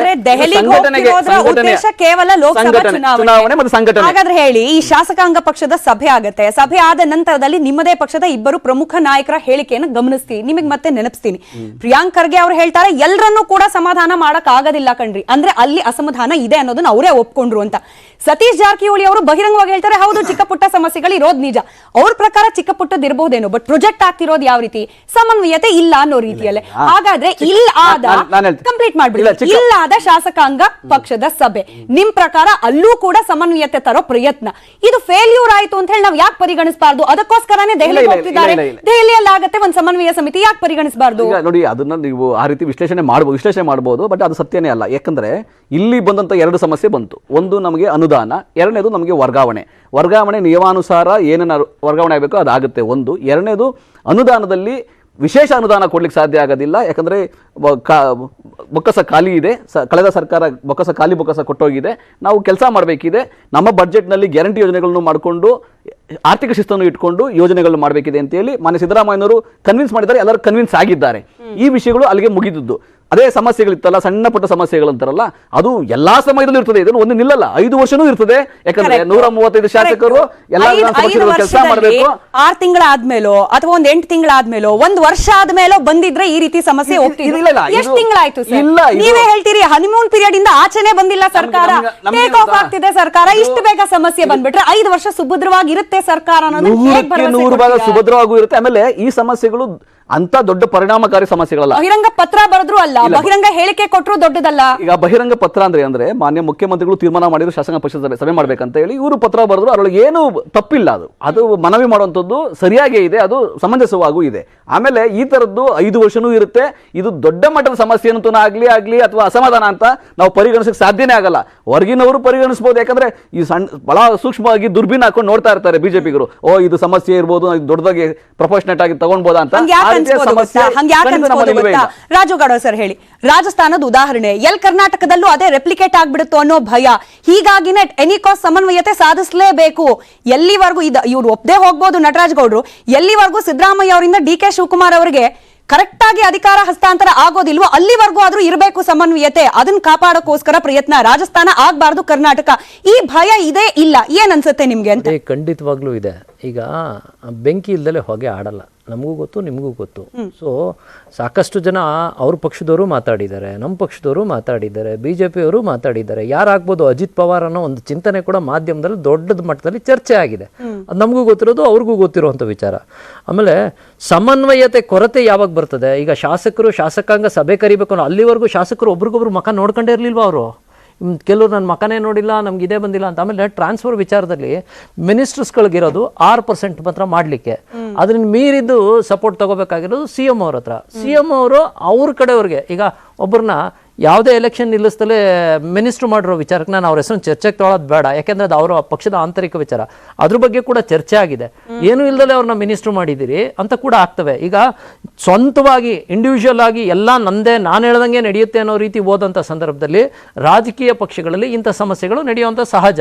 ಹಾಗಾಗಿ ಡಿ.ಕೆ. ಶಿವಕುಮಾರ್ ಅವ್ರಿಗೂ ಮತ್ತು ಸಿದ್ದರಾಮಯ್ಯನವ್ರಿಗೂ ಸಮನ್ವಯತೆ ಬರ್ತಾ ಇಲ್ಲ. ಹಾಗಾಗಿ ಇವರು ಸಮನ್ವಯ ಸಮಿತಿನ ಮತ್ತು ಸಮನ್ವಯ ಸಭೆಗಳನ್ನ ಮಾಡ್ತಾ ಇದ್ದಾರೆ, ಇಬ್ಬರನ್ನು ಒಟ್ಟಿಗೆ ಗೂಡಿಸ್ಬೇಕು. ಮತ್ತು ಹಾಗಾಗಿ ಇವ್ರನ್ನ ಕಿವಿ ಹಿಂಡೋ ಪ್ರಯತ್ನ ಕೂಡ ಅವ್ರು ಹೈಕಮಾಂಡ್ ಮಾಡ್ತಾ ಇದೆ. ಯಾಕೆಂದರೆ ನೀವಿಬ್ರು ಜಗಳ ಆಡ್ಕೊಂಡು ಹೋದ್ರೆ ಮತ್ತೊಂದು ರಾಜಸ್ಥಾನನೋ ಮತ್ತೊಂದು ಮಹಾರಾಷ್ಟ್ರನೋ ಆಗುವಂಥ ಸಂಭವ ಇದೆ. ಹಾಗಾಗಿ ದಯವಿಟ್ಟು ಅಂತ ಹೇಳ್ತಾರೋ ಏನು ಹೇಳ್ತಾರೋ ಅವರ ಪಕ್ಷಕ್ಕೆ ಬಿಟ್ಟಂಥ ವಿಚಾರ. ಅವ್ರ ಹೈಕಮಾಂಡ್ ಈಗ ಅಷ್ಟು ಅರ್ಜೆಂಟಾಗಿ ಮೊನ್ನೆ ಸಭೆ ಕರೆದಿದ್ದಾರೆ, 2 ದಿನಕ್ಕೆ ಡೆಲ್ಲಿ ಕರೀತಾರೆ ಅಂದರೆ ಅದ್ರ ವಿಚಾರ ಅವರೇ ತಿಳ್ಕೊಳ್ಳಿ. ಯಾಕೆಂದರೆ ಎಲ್ಲ ಅವ್ರವ್ರ ಸಮಸ್ಯೆಗಳನ್ನ ಏನು ಹೇಳ್ತಾರೆ, ಚಿಕ್ಕದು ಅಂತಾರೆ, ಅದೇ ಬೇರೆಯವ್ರು ಮಾಡಿದಾಗ ಇಷ್ಟು ದೊಡ್ಡದು ಅಂತಾರೆ. ಸೊ ಹಾಗಾಗಿ ನಟರಾಜ್ ಗೌಡರು ಪಕ್ಷದ ವಕ್ತಾರರಾಗಿ ಪಾಪ ಅವ್ರು ಸಮರ್ಥಿಸ್ಕೋಬೇಕು ಅವ್ರ ಪಕ್ಷನ, ಅವರು ಆ ಪ್ರಯತ್ನದಲ್ಲಿ ಇದ್ದಾರೆ. ನಿಜವಾಗ್ಲೂ ನನಗೆ ನಟರಾಜ್ ಗೌಡ್ರ ಬಗ್ಗೆ ಯಾವುದೇ ಎಳ್ಳಷ್ಟು ಭಿನ್ನಾಭಿಪ್ರಾಯ ಇಲ್ಲ, ಸಮರ್ಥಿಸ್ಕೊಳ್ಳಿ. ಆದರೆ ಏನನ್ನು ಸಮರ್ಥಿಸ್ಕೊತಾ ಇದೀವಿ ಅಂತ ಒಂದು ಸತಿ ಯೋಚನೆ ಮಾಡಬೇಕು. ಯಾಕಂದ್ರೆ ಇಷ್ಟು ಅರ್ಜೆಂಟಾಗಿ ಬುಲಾವ್ ಕರೆದಿದ್ದಾರೆ 37 ಜನಕ್ಕೆ ಅಂದರೆ ಏನು ಸಮಸ್ಯೆ ಇದೆ ಅಂತ. ಸಮಸ್ಯೆ ಇಲ್ದಲೆ ಯಾರು ಕರೆಯಕ್ ಸಾಧ್ಯನೇ ಇಲ್ಲ. ಚುನಾವಣಾ ತಯಾರಿ ಇದು ರಾಜು ಗೌಡ್ರೆ. ತಯಾರಿ ಬಿಡ್ರಿ. BBMP ಎಲೆಕ್ಷನ್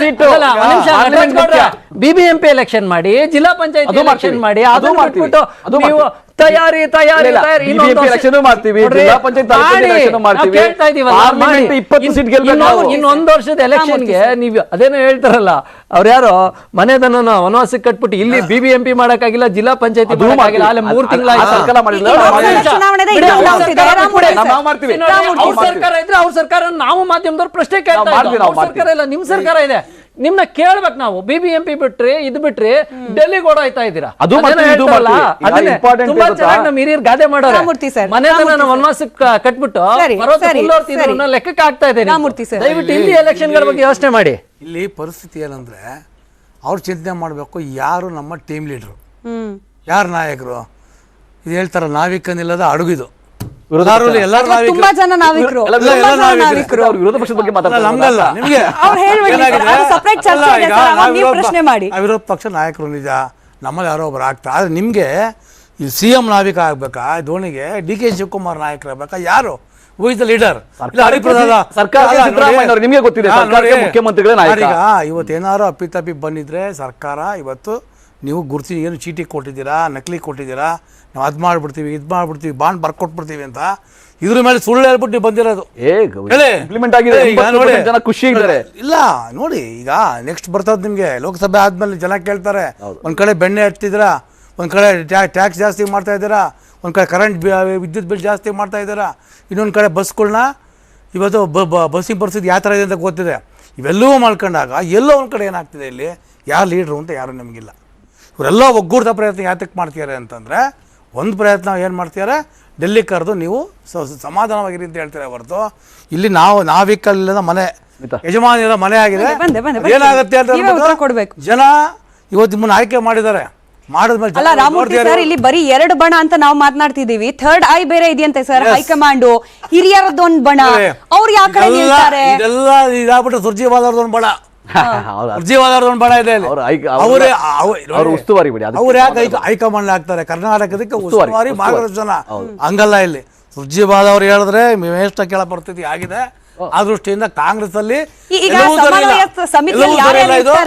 ಯಾರ್ಯಾರು ಇರ್ತಾರೆ? CM ಸಿದ್ದರಾಮಯ್ಯ, ಹಾಗೆ DK ಶಿವಕುಮಾರ್, ಸುರ್ಜೇವಾಲಾ ಅವರು, ಹಿರಿಯ ಸಚಿವರು, ಅವ್ರು ಅಷ್ಟು ಜನ ಇಲ್ಲೇ ಕುತ್ಕೊಂಡು ಮೀಟಿಂಗ್ ಮಾಡಬಹುದಾಗಿತ್ತು.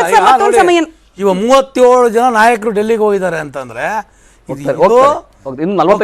ಸಮನ್ವಯ ಅಲ್ಲ. ಇವ್ರು ಏನೋ ಒಂದು ಪ್ಲಾನ್ ಮಾಡಿದ್ದಾರೆ. ಇಲ್ಲಿ ಮುಂಬೈ ಚುನಾವಣೆಗೆ ಏನು ಕಪ್ಪ ಕಾಣಿಕೆನೋ ಫಂಡ್ ಒಂದು ತಯಾರು ಮಾಡಕ್ಕೆ ಎಲ್ಲ ಮಿನಿಸ್ಟರ್ ಕರ್ಕೊಂಡು ಹೋಗಿದ್ದಾರೆ. ಈಗ ಲೋಕಸಭಾ ಚುನಾವಣೆ ಅಂತ ಬಂತು. ಈ ಲೋಕಸಭಾ ಚುನಾವಣೆ ಬಗ್ಗೆನೇ ಇರೋದು ಭಯ ಅಂತೆ. ಬ್ರೇಕ್ ನ ಸಮಯ, ಬ್ರೇಕ್ ನ ನಂತರ ನಿಮ್ಮಿಂದ ಉತ್ತರ ಬೇಕು. ಲೋಕಸಭಾ ಚುನಾವಣೆ ತನಕ ಒಬ್ರು ಕೈಲಿ ಆಡಳಿತ, ಅದಾದ್ಮೇಲೆ ಇನ್ನೊಬ್ಬರಿಗೆ ಅನ್ನೋ ರೀತಿಯಲ್ಲಿ understanding ಆಗಿದೆಯಂತೆ.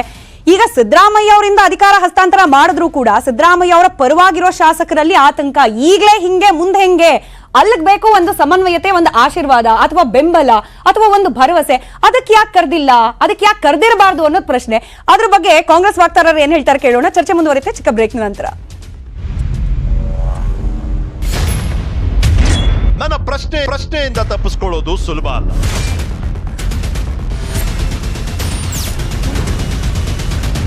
To the point. Welcome back. ಮಾತನಾಡ್ತಾ ಇದ್ವಿ ಕಾಂಗ್ರೆಸ್ನಲ್ಲಿ ಸಮನ್ವಯ ಸಮಿತಿ ರಚನೆಯ ಪ್ರಯತ್ನಗಳು ಆಗ್ತಿದೆ ಅನ್ನೋ ವಿಚಾರಕ್ಕೆ ಸಂಬಂಧಪಟ್ಟಂತೆ. ನಟರಾಜ್ ಗೌಡ್ರೆ, ಈಗ ಲೋಕಸಭಾ ಚುನಾವಣೆ ಅದಕ್ಕೆ ನೀತಿ ಪಾಠ ಅಂತ ಹೇಳಿ ನೀವು ಹೇಳ್ತಿದ್ದೀರಿ, ಅದಕ್ಕೆ ದೆಹಲಿಗೆ ಬುಲಾವು ಅಂತ ಹೇಳಿ. ಈ ಲೋಕಸಭೆ ನಂತರದಲ್ಲಿ ಏನಾಗುತ್ತೆ ಅನ್ನೋ ಭಯ ಇಲ್ವಾ ಪಕ್ಷದಲ್ಲಿ? ಈಗ ಆಚೆ ಅಂತೂ ಇದೆಯಪ್ಪ, ಅದನ್ನ ನೀವು ಗುಮಾನಿ ಅಂತಿರೋ ಅಥವಾ ಸುಳ್ವರ್ದಿ ಅಂತಿರೋ ಏನಂತಿರೋ, ಬಟ್ ಲೋಕಸಭಾ ಚುನಾವಣೆ ಆದ ನಂತರದಲ್ಲಿ ಒಂದಷ್ಟು ಸ್ಟ್ರಕ್ಚರಲ್ ಚೇಂಜಸ್ ಆಗಬಹುದು ಕಾಂಗ್ರೆಸ್ನಲ್ಲಿ, ಈ ಅಧಿಕಾರ ಬೇರೆಯವ್ರ ಕೈಗೆ ಹೋಗ್ಬಹುದು. ಆಗ ಈಗ ಯಾರ ಕೈಲಿ ಅಧಿಕಾರ ಇದೆ ಅವ್ರ ಪರವಾಗಿ ನಿಂತ ಶಾಸಕರಿಗೆ ನಮ್ಗೇನಾಗಬಹುದು ಅನ್ನೋ ಭಯ, ಆ ಭಯನೇ ಇವತ್ತು ಹೀಗೆಲ್ಲ ಮಾತನಾಡಿಸ್ತಿದೆ. ಅದಕ್ಕೋಸ್ಕರ ಬೇಕಿದೆ ಸಮನ್ವಯತೆ. ಇಲ್ಲ ಇಲ್ಲ ಇಲ್ಲ, ಇದೆಲ್ಲ ಬಹಳ ದೊಡ್ಡ ಊಹಾಪೋಹ, ಬಹಳ ದೊಡ್ಡ ಕಲ್ಪನೆ ಇದು. ಯಾಕಂದ್ರೆ ಆ ರೀತಿಯ ಯಾವ ಚರ್ಚೆಗಳು ಇಲ್ಲ, ಯಾವ ರೀತಿಯ ಅಧಿಕಾರ ಹಸ್ತಾಂತರ ಆ ಥರ ಚರ್ಚೆಗಳೇ ಬರಲ್ಲ ಇವಾಗ. ಅದು ಈ ಸಮಯಕ್ಕೆ ಅದೆಲ್ಲ ಅಸಮಂಜಸ ಮತ್ತೆ ಅಸಂಬದ್ಧ ಅಂತ ನಾನು ಸ್ಪಷ್ಟವಾಗಿ ಹೇಳ್ತೀನಿ. ಆಮೇಲೆ ನಮ್ಮಲ್ಲಿ ಅವಾಗೇನೋ ಬೇಕಾಗುತ್ತೆ ಅಂತೇಳಿ ಇವಾಗ ಗುಂಪುಗಾರಿಕೆ ಮಾಡ್ತಾವ್ರೆ, ಟೀಮ್ ಇದೆ, ಇವರು ಸಮನ್ವಯತೆ ಮಾಡಬೇಕು, ಅದರದ್ದು ಯಾವ ಪ್ರಶ್ನೆನೂ ಬರಲ್ಲ, ಯಾವ ಸಮನ್ವಯ ಸಮಿತಿ ಆಗೋದೇ ಇಲ್ಲ. ಒಂದು ಯಾಕಂದರೆ ಏಕಪಕ್ಷ ಸರ್ಕಾರ, ಸಂಪೂರ್ಣ ಬಹುಮತ ಇದೆ. ಆಮೇಲೆ ಮಾನ್ಯ ಸಿದ್ದರಾಮಯ್ಯನವರು, ಮಾನ್ಯ ಡಿ ಕೆ ಶಿವಕುಮಾರ್ ಅಷ್ಟು ಕೇಪಬಲ್ ಇದ್ದಾರೆ. ಇಬ್ಬರು ಒಟ್ಟಾಗಿ ಹೋಗಿ ಎಲ್ಲರನ್ನು ಯಾರಿಗೆ ಸಮಸ್ಯೆ ಅಸಮಾಧಾನ ಬಂದರೆ ಅದನ್ನು ಬಗೆಹರಿಸ್ತಾರೆ. ಒಳಗಿನ ದೊಡ್ಡ 34 ಮಂತ್ರಿಗಳು ಮಾಡಿಬಿಟ್ಟಿದ್ದಾರೆ, ಇನ್ಕ್ಲೂಡಿಂಗ್ ಮುಖ್ಯಮಂತ್ರಿ ಸೇರಿ. ಯಾವುದಕ್ಕೂ ತಡ ಮಾಡಲಿಲ್ಲ. ಮುಖ್ಯಮಂತ್ರಿನೂ ಆಯ್ಕೆ ಆಯಿತು, ಶಾಸಕ ಪಕ್ಷದ ಆಯ್ಕೆ ಆಯಿತು, ಮುಖ್ಯಮಂತ್ರಿ ಆಯ್ಕೆ ಆಯಿತು, ಯಾರ್ಯಾರು ಮಂತ್ರಿಗಿರಿ ಆಯ್ಕೆ ಆಯ್ತು, ಖಾತೆಗಳು ಹಂಚಿಕೆ ಆಯ್ತು, ಅವ್ರಿಗೆ ಜಿಲ್ಲಾವಾರು ಖಾತೆಗಳು ಹಂಚಿಕೆ ಆಯ್ತು, ಎಲ್ಲರಿಗೂ ಆಯ್ತು. ಸಿದ್ದರಾಮಯ್ಯ ಅವ್ರ ಕೈಯಲ್ಲಿ ಒಂದು ಬಲವಾಗಿರುವ ಒಂದು ಕ್ಯಾಬಿನೆಟ್ ಕೊಡಬೇಕು ಅಂತ ಹೇಳಿ 34-35 ಪೋಸ್ಟ್ ನೀವು ಫಿಲ್ ಮಾಡಿದ್ರಿ. ಅಟ್ ಎ ಟೈಮ್ ಒಂದು ಕ್ಯಾಬಿನೆಟ್ ಫುಲ್ ಫ್ಲೆಡ್ಜ್ ಆಗಿ ಕೊಟ್ರಿ, ಓಕೆ. ಬಟ್ ಅದಾದ ನಂತರದಲ್ಲಿ ಏನಾಗ್ತಿದೆ, ಡೆಲಿಬರೇಟ್ ಆಗಿ ಸಿದ್ದರಾಮಯ್ಯ ಅಂತಹ ಒಬ್ಬ ಮಾಸ್ ಲೀಡರ್ ಅನ್ನ, ಒಬ್ಬ ಸ್ಟ್ರಾಂಗ್ ಲೀಡರ್ ಅನ್ನ ವೀಕ್ ಮಾಡೋ ಪ್ರಯತ್ನ ಆಗ್ತಿಲ್ಲ ಅಂತ ಯಾಕೆ ಗಮನಿಸಬೇಕು? ಯಾಕೆ ಹೇಳ್ತಿದ್ದೀನಿ ಈ ಮಾತು? ಯಾವುದೇ ಇಶ್ಯೂ ಬಂದಾಗ್ಲೂ ಕೂಡ ನಿಮ್ಮ ಪಕ್ಷದ ಪ್ರತಿಕ್ರಿಯೆಗಳು ನೋಡಿ, ಸೆಲೆಕ್ಟಿವ್ ರೆಸ್ಪಾನ್ಸ್. ಯಾರು ಮಾಧ್ಯಮದ ಮುಂದೆ ಬಂದು ಮಾತನಾಡ್ತಿದ್ದಾರೆ ಬೆರಳೆಣಿಕೆ ಜನ, ಒಂದು ಕಲೆಕ್ಟಿವ್ ಆಗಿ ರೆಸ್ಪಾನ್ಸ್ ಅನ್ನೋದು ಅಥವಾ ಕಲೆಕ್ಟಿವ್ ಆಗಿ ಸಿದ್ದರಾಮಯ್ಯ ಅವರ ನೇತೃತ್ವದ ಸರ್ಕಾರದ ಪರವಾಗಿ ನಾವೆಲ್ಲರೂ ಇದ್ದೀವಿ ಅನ್ನೋ ಒಗ್ಗಟ್ಟಿನ ಪ್ರತಿಕ್ರಿಯೆ ಎಲ್ಲಿ ಬರ್ತದೆ? ಏಕಾಂಗಿ ಆಗ್ತಿದ್ದಾರಾ ಸಿದ್ದರಾಮಯ್ಯ ಅವರು? ಅವ್ರು ಏಕಾಂಗಿ ಆಗ್ಲಿ ಅಂತಾನೆ ಈ ರೀತಿಯಲ್ಲೆಲ್ಲ ಆಗ್ತಾ ಇದೆಯಾ? ಆಗ್ಬಾರ್ದು ಅಂತಲೇ ಸಮನ್ವಯತೆ ಅವಶ್ಯಕತೆ ಇದೆಯಾ? ಸರ್ಕಾರದ ಕೆಲಸ ಮಾತಾಡೋದು ಮತ್ತೆ ರೆಸ್ಪಾನ್ಸ್ ಕೊಡೋದಲ್ಲ, ಕೆಲಸ ಮಾಡೋದು. ಆ ಕೆಲಸವನ್ನ ಚೆನ್ನಾಗಿ ಮಾಡ್ತಾ ಇದೆ. ಆದ್ರೂ ಕೂಡ ಮಾತಾಡೋದು ಯಾವಾಗ ಮಾತಾಡ್ತಾರೆ ಅಂದ್ರೆ, ಪ್ರತಿ ಕ್ಯಾಬಿನೆಟ್ ಮೀಟಿಂಗ್ ಆದಾಗ, ಸಂಪುಟ ಸಭೆ ಆದಾಗ, ಸಂಪುಟ ಸಭೆಯಲ್ಲಿ ಏನು ತೀರ್ಮಾನಗಳಾಯ್ತು ಅಂತೇಳಿ ಒಬ್ಬರು ಮಂತ್ರಿಗಳು ಅದಕ್ಕೆ ಪತ್ರಿಕಾಗೋಷ್ಠಿ ಮಾಡಿ ಎಲ್ಲ ಮಾಹಿತಿಯನ್ನು ಕೊಡ್ತಾರೆ, ಪಬ್ಲಿಕ್ ಡೊಮೈನ್ಗೂ ಎಲ್ಲ ಹೋಗ್ತದೆ. ಹಂಗಿರ್ಬೇಕಾದ್ರೆ ಯಾವುದೇ ರೀತಿಯ ಸಣ್ಣ ಪುಟ್ಟದ ಗೊಂದಲನೂ ಇಲ್ಲ. ನಾನು ಹೇಳ್ತೀನಿ, ಸಣ್ಣ ಪುಟ್ಟದ ಗೊಂದಲ ಇಲ್ಲ. ಅದು ಇಲ್ಲೇ ಮಾನ್ಯ ಸಿದ್ದರಾಮಯ್ಯನವರೇ ಬಗೆಹರಿಸುವಂಥ ಸಮಸ್ಯೆಗಳಿರ್ಬೋದು, ಅನುದಾನದ ಕೊರತೆ ಅದು ಇರ್ಬೋದು. ಯಾರು ನಾವಿಕ ನೆಲದ ನೌಕೆ, ನಾಯಕ ನೆಲದ ಸಂಘಟನೆ ಅಂದರೆ ಅದು ಬಿಜೆಪಿದಾಗಿರೋದು. ಯಾಕಂದ್ರೆ ಒಂದು ಶಾಸಕಾಂಗ ಪಕ್ಷದ ಸಭೆ ಮಾಡಿಕೊಂಡು ಒಂದು ನಾಯಕನನ್ನು ಆಯ್ಕೆ ಮಾಡ್ಕೊಳ್ಳಿಕ್ಕೆ 75 ದಿನಗಳಾದ್ರೂ ಅವ್ರ ಕೈಲಿ ಆಗ್ತಾ ಇಲ್ಲ. ನಾಯಕನ ಆಯ್ಕೆ ಮಾಡ್ಕೊಳಕ್ ಆಗ್ತಾ ಇಲ್ಲ. ದೆಹಲಿಯಿಂದ ಇರೋ ವೀಕ್ಷಕರು ಬಂದ್ರಂತೆ, ವೀಕ್ಷಕರೆಲ್ಲರೂ ಮೈತಿ ತಗೊಂಡ್ರಂತೆ, ನಾಪತ್ತೆ ಆಗೋದ್ರಂತೆ ಅವರು. ಆ ಥರ ಪರಿಸ್ಥಿತಿ ಬಿಜೆಪಿಗೆ ಬಂದಿದೆ. ಪಕ್ಷ ಸಂಘಟನೆ ಅಧ್ಯಕ್ಷ ಬೇರೆ ವಿಷಯ, ಆದರೆ ವಿರೋಧ ಪಕ್ಷದ ನಾಯಕ ಬಹಳ ಜವಾಬ್ದಾರಿ ಅಲ್ವಾ? ಒಂದು ಸದನನೇ ಮುಗ್ದೋಯ್ತು. ನಮ್ಮ ಕರ್ನಾಟಕದ ಇತಿಹಾಸದಲ್ಲೇ ಇರಲಿಲ್ಲ, ಒಂದು ಸದನನೇ ಮುಗ್ದೋಯ್ತು. ಅಂತಹ ದುರ್ಬಲತೆ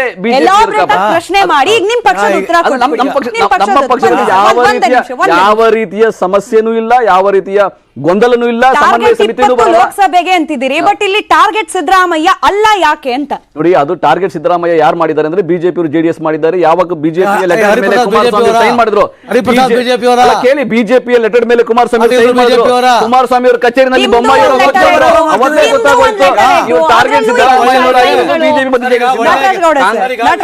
ವಿರೋಧ ಪಕ್ಷನೇ, ಜೆಡಿಎಸ್ ಇರ್ಬೋದು, ಕಾಂಗ್ರೆಸ್ ಇದು ನಮ್ಮ ಬಿಜೆಪಿ ಇರ್ಬೋದು, ಬಟ್ ಮರ್ಜ್ ಆಗ್ಬೇಡಿ ಅಷ್ಟೇ. ಎಲ್ಲರೂ ಹೋಗಿ ನಾವು ರಾಜ್ಯಪಾಲರ ಭೇಟಿ ಮರ್ಜ್ ಆಗಲ್ಲ. ಫಸ್ಟ್ ನೀವು ಮರ್ಜ್ ಆಗಿ. ಡಿ ಕೆ ಶಿವಕುಮಾರ್ ಅಲ್ಲ, 35 ಶಾಸಕರು ಗೆದ್ದಿರೋದು ಕಾಂಗ್ರೆಸ್ ಹಸ್ತದಲ್ಲಿ. ಇವರು ಒಟ್ಟಾಗಿ ಮನೆ ಡಿ ಕೆ ಶಿವಕುಮಾರ್ ಮನೆ ಸಿದ್ದರಾಮಯ್ಯ ಒಟ್ಟಾಗಿ ಹೋಗಿ ಸಂಘಟನೆ ಮಾಡಿ ಗೆದ್ಕೊಂಡ್ ಬಂದಿದ್ದಾರೆ.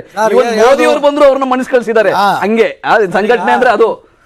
ಚುನಾವಣೆ ಮುಂಚೆ ಎಲ್ಲವೂ ಸರಿ ಇತ್ತು, ಚುನಾವಣೆ ಆದ್ಮೇಲೆ ಈ ಪರಿಸ್ಥಿತಿ ಆಗಿದೆ. ತುಂಬಾ ಚೆನ್ನಾಗಿದೆ, ಏನಿಲ್ಲ. ನಟರಾಜ್ ಗೌಡ್ರೆ, ಈಗ ನಾವು ಆಶಾವಾದ ಇರ್ಬೋದು, ಏನಾದ್ರು ಮನಸ್ಸಾಕ್ಷಿಯಾಗಿ ನೀವು ಒಪ್ಕೋಬೇಕು, ನಾವು ಒಪ್ಕೋಬೇಕು. ಇವತ್ತು ಕರ್ನಾಟಕದಲ್ಲಿ ಕೇವಲ ಚುನಾವಣೆ ನಡೆದು 2 ತಿಂಗಳು ಜನ ನಿಮಗೆ ಭಾರಿ ಬಹುಮತ ಕೊಟ್ಟಿದ್ದಾರೆ. 135 ಸೀಟ್ ಕೊಟ್ಟಿದ್ದಾರೆ ನಿಮ್ಗೆ. ಆದ್ರೆ ನೀವು 2 ತಿಂಗಳಲ್ಲಿ ಇಷ್ಟು ಕಿತ್ತಾಟಗಳು, ಇಷ್ಟು ಗಲಾಟೆಗಳು, ಟ್ರಾನ್ಸ್ಫರ್ ಮುಖ್ಯಮಂತ್ರಿ 2 ದಿನದಲ್ಲೇ 48 ಗಂಟೆ ಆಯ್ತು ಮಾಡಿ ಪಾಕಿಸ್ತಾನ ಟ್ರಾನ್ಸ್ಫರ್ ಬಗ್ಗೆ ಗಲಾಟೆ. ಬಿಜೆಪಿ ನಾಯಕರು ಇತಿಹಾಸದಲ್ಲಿ 2 ತಿಂಗಳಲ್ಲಿ ಇಷ್ಟು ಗಲಾಟೆಗಳು ಇಡೀ ವಿಧಾನಸಭೆಯಲ್ಲೂ ನಾವು ನೋಡಿಲ್ಲ.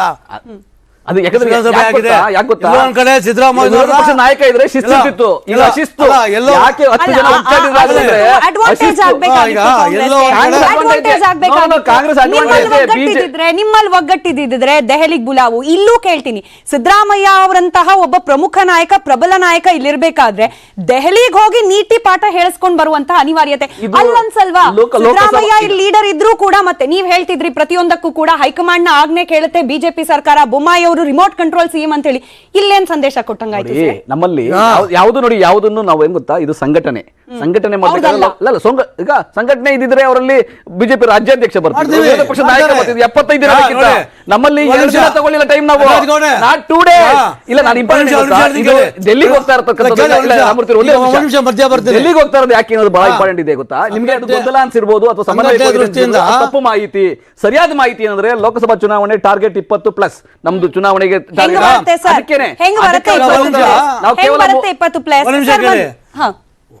ಮಲ್ಲಿಕಾರ್ಜುನ್ ಖರ್ಗೆ ಅವರು ಅಧ್ಯಕ್ಷರಾಗಿ ಎಷ್ಟು ಆತಂದ್ರೆ 1 ವರ್ಷ ಆಯ್ತು. ಒಬ್ಬ ಜನರಲ್ ಸೆಕ್ರೆಟರಿ ಮಾಡಕ್ಕೆ ಕಾಂಗ್ರೆಸ್ಗೆ ಹೋಗ್ತಾ ಇಲ್ಲ. ಮಾಡಿದಾರ? ಯಾರು ನಿಮ್ಗೆ ನ್ಯಾಷನಲ್ ಜನರಲ್ ಸೆಕ್ರೆಟರಿ ಇವಾಗ ರೈಟ್ ನಾವು? ಅಲ್ಲ, ಕೆ.ಸಿ. ವೇಣುಗೋಪಾಲ್ ಅವರು ಎಲ್ಲಿದ್ದಾರೆ? ಹಳಬರು ಹೊಸದಾಗಿ ನಾವು ಮಾಡ್ಕೊಳ್ಳಲ್ಲ. ನೀವು ಮಾಡ್ತೀವಿ, ತೀರ್ಮಾನ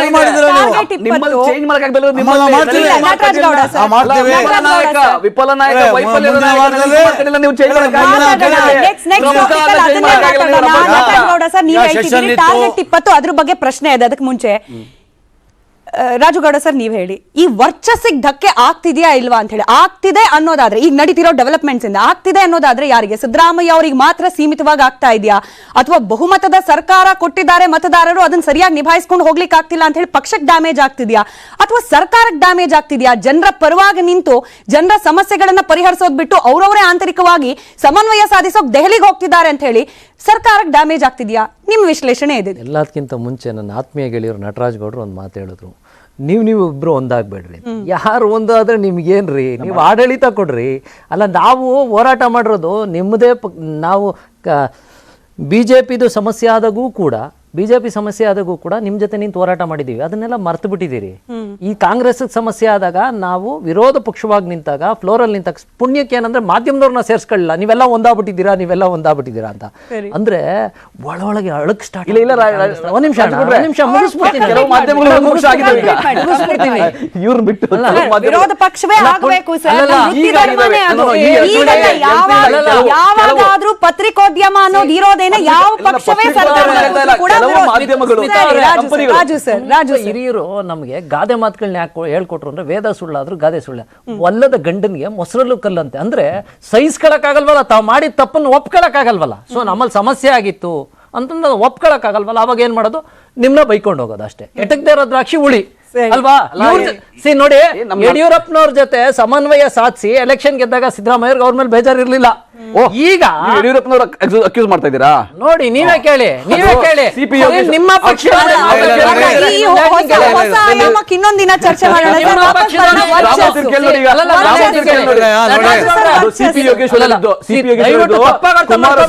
ನಿಮ್ಮ ಪಕ್ಷದವರೇ ಕೊಟ್ಟರೆ ಸ್ಟೇಟ್ಮೆಂಟ್ ಮಾಧ್ಯಮದಲ್ಲಿ ಇದೆ. ಬಿಜೆಪಿ ಶಿಕಾರಿಪುರ ಇವಾಗ ಮತ್ತೆ ಚರ್ಚೆಗೆ ಬೇಡ. ವರ್ಚಸ್ಸು ಹಂಗಿದ್ದಾಗ ಸಮನ್ವಯ ಸಾಧಿಸ್ಕೊಂಬಿಟ್ಟು ಎಲ್ಲಿ ನಾವು ಹೋರಾಟ ಮಾಡಕ್ ಹೇಳಿದಾಗ, ಫ್ಲೋರ್ ಇಳಿದಾಗ ನೀವು ಸಮನ್ವಯ ಸಾಧಿಸಬೇಡಿ.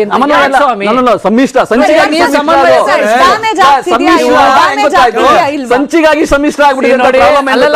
ಸಂಚು ನಾವೇನು ಮಾಡಕ್ಕಾಗಲ್ಲ. ನೀವ್ ಹೇಳ್ತಾ ಇದ್ರಲ್ಲ, ಬಿಜೆಪಿ ನೋಡಿ, ನಿಮ್ಗೆ ಭಯ ಕಾಡ್ತಾ ಇದೆ. ಹೋರಾಟಕ್ಕೆ ಸಹಿ ಹಾಕಿದ್ರೆ ತಪ್ಪೇನಿಲ್ಲ. ಅವ್ರ ಆಸ್ತಿಗೇನ್ ಸಹಿ ಹಾಕಿಲ್ಲ, ಬಿಜೆಪಿ ಆಸ್ತಿಗೇನ್ ಸಹಿ ಹಾಕಿಲ್ಲ. ನೋಡ್ರಿ,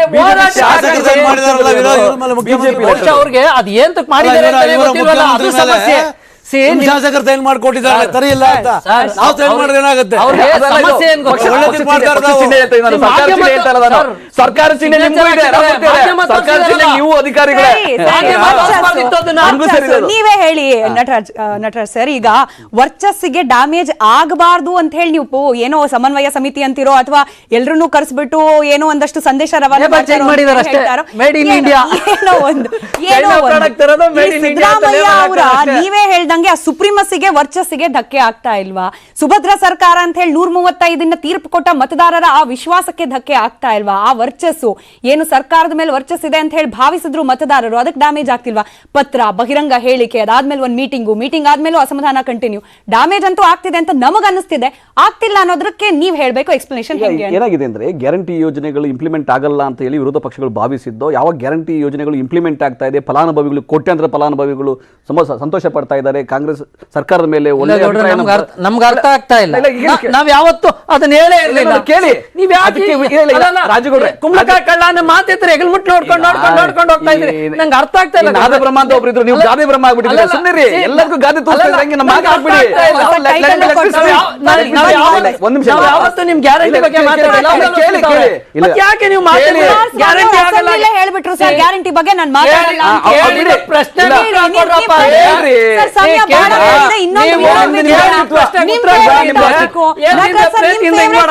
ನಾನು ಚರ್ಚೆಗೆ ತಗೋಬೇಕು, ಅದಕ್ಕೆ ಮುಂಚೆ ನೀವು ಉತ್ತರ ಕೊಡಿ.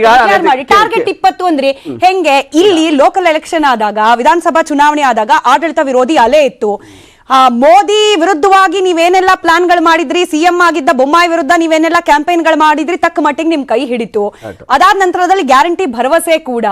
ಈಗ ಏನಿದೆ ಟಾರ್ಗೆಟ್ 20 ರೀಚ್ ಆಗಕ್ಕೆ, ಅದಕ್ಕೆ ಮುಂಚೆ ಇವೆಲ್ಲ ಸವಾಲ್ಗಳು, ಇದನ್ನ ಬಗೆಹರಿಸ್ಕೊಳ್ತೀರಾ? ಟಾರ್ಗೆಟ್ 20 ರೀಚ್ ಆಗ್ತೀರಾ, ಅದಕ್ಕೆ ಪ್ಲಾನಿಂಗ್ ಮಾಡ್ಕೊಳ್ತೀರಾ? ಸವಾಲ್ ಇಲ್ವಾ ನಿಮಗೆ? ಟಾರ್ಗೆಟ್ 20 ರೀಚ್ ಆಗ್ಲಿಕ್ಕೆ ಏಕೈಕ ನಮ್ಮಲ್ಲಿ ಇರತಕ್ಕಂಥ ಅಸ್ತ್ರ ಗ್ಯಾರಂಟಿ ಯೋಜನೆಗಳನ್ನ ಪರಿಪೂರ್ಣವಾಗಿ ಬಹಳ ಪರಿಣಾಮಶಾಲಿಯಾಗಿ ಇಂಪ್ಲಿಮೆಂಟ್ ಮಾಡೋದು. ಅದನ್ನ ಮಾಡ್ತೀವಿ, ಮಾಡ್ತಾ ಇದ್ದೀವಿ. ಹಾಗಾದ್ರೆ ಶಾಸಕರು ಕೊಡಲ್ಲ ದುಡ್ಡು, ಶಾಸಕರು ದುಡ್ಡು ಕೊಡಲ್ಲ. ಹಾಗಾದ್ರೆ ಬಿಜೆಪಿ ಜೆಡಿಎಸ್ ವಿಚಲಿತರಾಗ್ಬಿಟ್ಟಿದ್ದಾರೆ.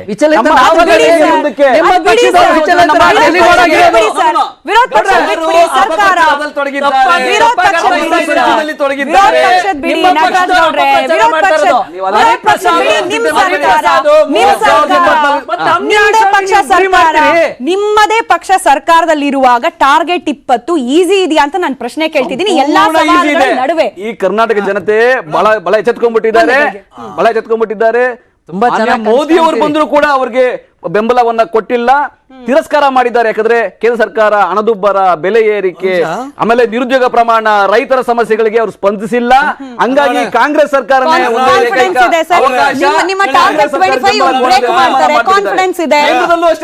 ಅಧಿಕಾರಕ್ಕೆ ನಮ್ ನಟರಾಜ್ ಎಷ್ಟು ಚೆನ್ನಾಗಿ ಕಲ್ಪನೆ ಮಾಡ್ತಾ ಇದ್ದಾರೆ.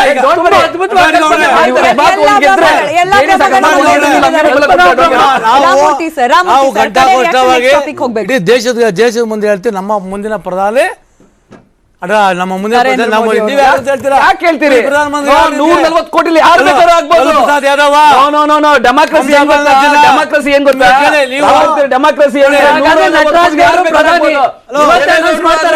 ದೇವೇಗೌಡರು ಅವಕಾಶ ಕರ್ನಾಟಕದ ಚುನಾವಣೆ ಬೇರೆ. ಜನ ಬಯಸೋದು ನಮ್ಮ ರಾಷ್ಟ್ರದ ಭದ್ರತೆಗೆ ಏನು ಮುಂದಿನ ಮಾಡಬೇಕು, ಜನ ತೀರ್ಮಾನ ಮಾಡೋದು. ಹೌದು, ನೀವು ಗ್ಯಾರಂಟಿ ಕಾರ್ಡ್ ಕೊಟ್ವಿ ಅಂತ ರಾಜ್ಯ ಮಟ್ಟದಲ್ಲಿ ಆಯ್ತೆ ಹೊರತು ದೇಶ ಮಟ್ಟದಲ್ಲಿ ಯಾರು ಉತ್ತಮವರು ಅಂತ ಸಮಸ್ಯೆ. ನಿಮ್ಮಲ್ಲೇ ಒಂದು ಒಗ್ಗಟ್ಟಿಲ್ಲ, ಅಲ್ಲೋ ರಾಷ್ಟ್ರದಲ್ಲೂ ಕೂಡ ಪಶ್ಚಿಮ ಬಂಗಾಳದಲ್ಲಿ ಒಂದು ಕ್ವಶನ್ ಆಗಿದೆ, ಬಿಹಾರದಲ್ಲಿ ಒಂದು ಸಮಸ್ಯೆಗಳಾಗಿದೆ. ಇಲ್ಲಿ ಯಾರು ಮುಂದಿನ ಇದು ನಾವಿಕರು ಯಾರು ಅಂತ ನಿಮ್ಮಲ್ಲೇ ಗೊತ್ತಿಲ್ಲ ನಿಮ್ಗೆ? ಐಡಿಯಾಲಜಿ ನಾವಿಕ ಯಾರಂದ್ರೆ ಕಾನ್ಸ್ಟಿಟ್ಯೂಷನ್, ಡೆಮಾಕ್ರಸಿ, ಅವೇ ನಾವಿಕ. ನಮಗೆ ಒಬ್ಬ ಏಕ ವ್ಯಕ್ತಿ ತಗೊಂಡು ದೇಶದಲ್ಲಿ ಚುನಾವಣೆ ಮಾಡಬೇಕಾಗಿಲ್ಲ. ಅಧ್ಯಕ್ಷೀಯ ಮಾದರಿ ಚುನಾವಣೆ ಅಲ್ಲ ಇದು. ಅಮೆರಿಕ ರಿಪಬ್ಲಿಕನ್ ಡೆಮಾಕ್ರೆಟಿಕ್ ಅಲ್ಲ ಇದು. ವಿವಿಧ ಪಕ್ಷಗಳ ಚುನಾವಣೆ ಇದು. ಮಲ್ಟಿಪಾರ್ಟಿ ಡೆಮಾಕ್ರಸಿ. ನೋಡಿ ಅವಕಾಶಗಳು ಹೆಂಗ್ ಬರ್ತಾರೆ. ಮಾನ್ಯ ದೇವೇಗೌಡರು ಪ್ರಧಾನಮಂತ್ರಿ ಆದ್ರು, ನಾವು ಇವರೇ ಪ್ರಧಾನಮಂತ್ರಿ ಅಭ್ಯರ್ಥಿ ಅಂತ ಯಾರು ಘೋಷಣೆ ಮಾಡ್ಕೊಂಡು ಹೋಗಿಲ್ಲ. ಚುನಾವಣೆಗಳು ಹಂಗಾಗ್ಬೇಕು. ಯಾಕೆ ಇನ್ನೊಬ್ಬರಿಗೆ ಸಿಗೋ ಅವಕಾಶಗಳನ್ನ ಹಾಕಿದ್ರೆ ಅವಕಾಶಗಳು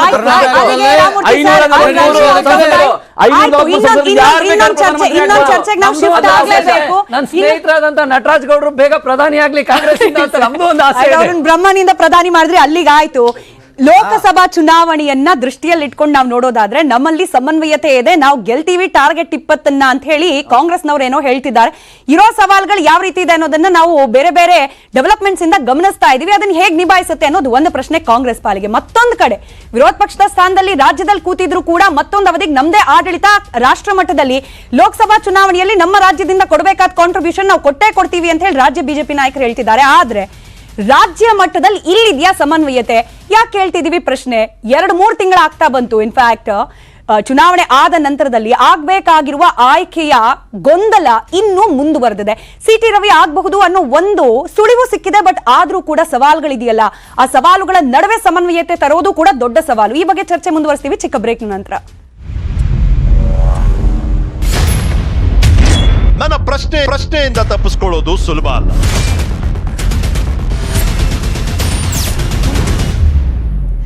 ವೆಲ್ಕಮ್ ಬ್ಯಾಕ್. ಕಾರ್ಯಕ್ರಮದ ಪ್ರಾರಂಭದಲ್ಲಿ ಹೇಳ್ತಾ ಇದೆ, ಒಂದು ಪ್ರಜಾಪ್ರಭುತ್ವ ವ್ಯವಸ್ಥೆಯಲ್ಲಿ ಸರ್ಕಾರ ಹಾಗೆ ವಿರೋಧ ಪಕ್ಷದ ಪಾತ್ರ ಯಾವ ರೀತಿ ಇರಬೇಕು ಅಂತಂದ್ರೆ, ಒಂದು ಸುಭದ್ರವಾದ ಸರ್ಕಾರ ಅದನ್ನ ಎದುರಿಸಲಿಕ್ಕೆ ಸಮರ್ಥವಾದ ವಿರೋಧ ಪಕ್ಷ. ಆದ್ರೆ ಸಮರ್ಥವಾದ ವಿರೋಧ ಪಕ್ಷದಲ್ಲಿ ನಾಯಕತ್ವದೇ ಕೊರತೆ ಆಗ್ಬಿಟ್ರೆ ಹೇಗೆ?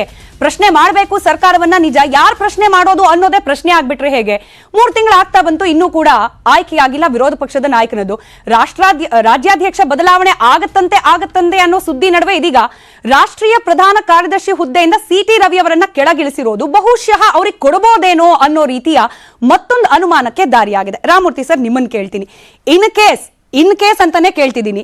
ಸಿ.ಟಿ. ರವಿ ಅವರೇ ರಾಜ್ಯಾಧ್ಯಕ್ಷರ ಆದ್ರೂ ಕೂಡ ಸವಾಲ್ಗಳು ಕಮ್ಮಿ ಇದೆಯಾ ಸರ್? ಒಂದ್ ಕಡೆ ಕಾಂಗ್ರೆಸ್ 135, ಅದರ ಜೊತೆಗೆ ಅಲ್ಲಿರೋ ಜಾತಿ ಸಮೀಕರಣ ಹೇಳ್ತೀನಿ. ಎಂ.ಬಿ. ಪಾಟೀಲ್ ಇದ್ದಾರೆ, ಡಿ.ಕೆ. ಶಿವಕುಮಾರ್ ಇದ್ದಾರೆ, ಸಿದ್ದರಾಮಯ್ಯ ಇದ್ದಾರೆ, ಖರ್ಗೆ ಇದ್ದಾರೆ. ಈ ಜಾತಿ ಸಮೀಕರಣ, ನಿಮ್ಮಲ್ಲೂ ಕೂಡ ಜಾತಿ ಸಮೀಕರಣ ನಡೀತಿದೆಯಂತೆ. ಒಬ್ರು ರಾಜ್ಯಾಧ್ಯಕ್ಷರು ಇನ್ನೊಂದು ಸಮುದಾಯಕ್ಕೆ ವಿರೋಧ ಪಕ್ಷದ ನಾಯಕ ಅಂತ ಹೇಳಿ ಇದನ್ನ ಫೈಟ್ ಕೊಡಬೇಕು. ಇಲ್ಲಿ ನೋಡಿ, ನಮಗೆ ಮೊದಲನೇದಾಗಿ ಸಾಮೂಹಿಕ ನಾಯಕತ್ವ, ಎರಡನೇದಲ್ಲಿ ನಮ್ಮ ನಾಯಕರು ಯಡಿಯೂರಪ್ಪನವರು ನಮ್ಮ ನಾಯಕರಿದ್ದಾರೆ, ಮತ್ತು ನಮ್ಮ ಎಲ್ಲರೂ ಕೂಡ ಪಳಗಿರೋಂಥ ನಾಯಕರು ನಮ್ಮಲ್ಲಿ. ಇವತ್ತು ನಮ್ಮ ರಾಜ್ಯ ಅಧ್ಯಕ್ಷರದು ಒಂದು ಬಂದು ಅಂತಂದಾಗ ಅನೇಕ ಜನ ಆಕಾಂಕ್ಷಿಗಳಿದ್ದಾರೆ ಇಲ್ಲಿ. ಇದರಲ್ಲಿ ಒಂದು ಜಾತಿ ಲೆಕ್ಕಾಚಾರನೂ ನಮಗೆ ಒಂದು ವಿರೋಧ ಪಕ್ಷ ನಾಯಕರು ಒಂದು ಕಮ್ಯುನಿಟಿ ಮಾಡಿದ್ರೆ, ರಾಜ್ಯಾಧ್ಯಕ್ಷ ಒಂದು ಕಮ್ಯುನಿಟಿ ಮಾಡ್ತಾರೆ, ಮತ್ತು ವಿಧಾನ ಪರಿಷತ್ತಲ್ಲಿ ಒಂದು ಕಮ್ಯುನಿಟಿ ಮಾಡುವಂಥ ಕೆಲಸಗಳು ನಡೀತಾ ಇದೆ. ಈ ಸಂದರ್ಭದಲ್ಲಿ ಏನು ಅಂತಂದರೆ, ಸಿ.ಟಿ. ರವಿನೂ ಕೂಡ ಒಳ್ಳೆ ನಾಯಕರೇ. ಯಾವುದೋ ಚುನಾವಣೆಯಲ್ಲಿ ಇವತ್ತು ನಾವು ಕರ್ಕೊಂಡಿದ್ದೀವಿ, ಅದಕ್ಕೆ ಅಂತ ನೋಡಿರ್ಬೋದು. ಎಲ್ಲ ಯಾವ ಥರ ಚುನಾವಣೆ ನಮಗೆ ಓಟ್ ಬಂದಿರೋಂಥ 1,36,00,000 ಪ್ಲಸ್ ಇದನ್ನು 4-5 ಲಕ್ಷ ಓಟ್ ಜಾಸ್ತಿ ಬಂದಿದೆ ಈ ಎಲೆಕ್ಷನ್ನಲ್ಲಿ. ಎಲ್ಲೋ ಒಂದು ಕಡೆ ಯಾವುದೋ ಬೇರೆ ಪಕ್ಷಗಳು ಓಟ್ಗಳು ಆ ಕಡೆ ಹೋಗಿದೆ, ಮತ್ತು ಕೊಟ್ಟುವಂಥ ಗ್ಯಾರಂಟಿ ಕಾರ್ಡಲ್ಲಿ ನಮ್ಮ ಮಿನಿಸ್ಟ್ರುಗಳು ನಾವು ಸೋತಿದ್ದೀವಿ. ಆದರೆ ನಮಗೊಂಥ ಜನ ಓಟ್ ಹಾಕಿದ್ದಾರೆ ನಮಗೆ. ಈ ಸಂದರ್ಭದಲ್ಲಿ ಸಿ.ಟಿ. ರವಿನೂ ಕೂಡ ಒಂದು ಒಳ್ಳೆ ನಾಯಕರು, ಪಕ್ಷ ನಿಷ್ಠೆ ಇರೋಂಥ ನಾಯಕರು. ಅವ್ರಿಗೆ ಪಕ್ಷದ ಅಧ್ಯಕ್ಷನ ಜವಾಬ್ದಾರಿಯನ್ನು ಕೊಟ್ಟರೆ ಕೂಡ ಎಲ್ಲ ಸಂಘಟರಾಗಿ ನಾವು ಕೆಲಸ ಮಾಡ್ತೀವಿ. ನಮ್ಮ ಉದ್ದೇಶ ಒಂದೇ ಒಂದು, ದೇಶ ಮೊದಲು ಅಂತ. ಇವತ್ತು ಪ್ರಧಾನಮಂತ್ರಿಯವರು ಏನಿವತ್ತು ಆಲ್ರೆಡಿ ನಾವು ಕೆಲಸ ಶುರು ಮಾಡಿದೆ, ಅಧ್ಯಕ್ಷರು ಶುರುನೇ ಆಗಿಲ್ಲ, ಆಲ್ರೆಡಿ ನಾವು ಕೆಲಸ ಶುರು ಮಾಡಿದೆ. ಪಕ್ಷದ ಜವಾಬ್ದಾರಿಯನ್ನು ಕೊಟ್ಟಿದ್ದಾರೆ ಎಲ್ಲರಿಗೂ. ಪ್ರತಿ ಮನೆಗೆ ಹೋಗ್ತಾ ಇದ್ದೀವಿ. ಮನೆಗೆ ಹೋಗಿ ಪ್ರಧಾನಮಂತ್ರಿಯವರು ಈ 9 ವರ್ಷ ಏನೇನೋ ಒಂದು ಕೆಲಸವನ್ನು ಮಾಡಿದ್ದಾರೆ, ಅದನ್ನ ಕೊಡುವ ಪಬ್ಲಿಕ್ಕಿಗೆ ಅವ್ರಿಗೆ ಬೂತ್ ಮಟ್ಟದಲ್ಲಿ ಕೆಲಸವನ್ನು ಶುರು ಮಾಡಿದ್ದೀವಿ.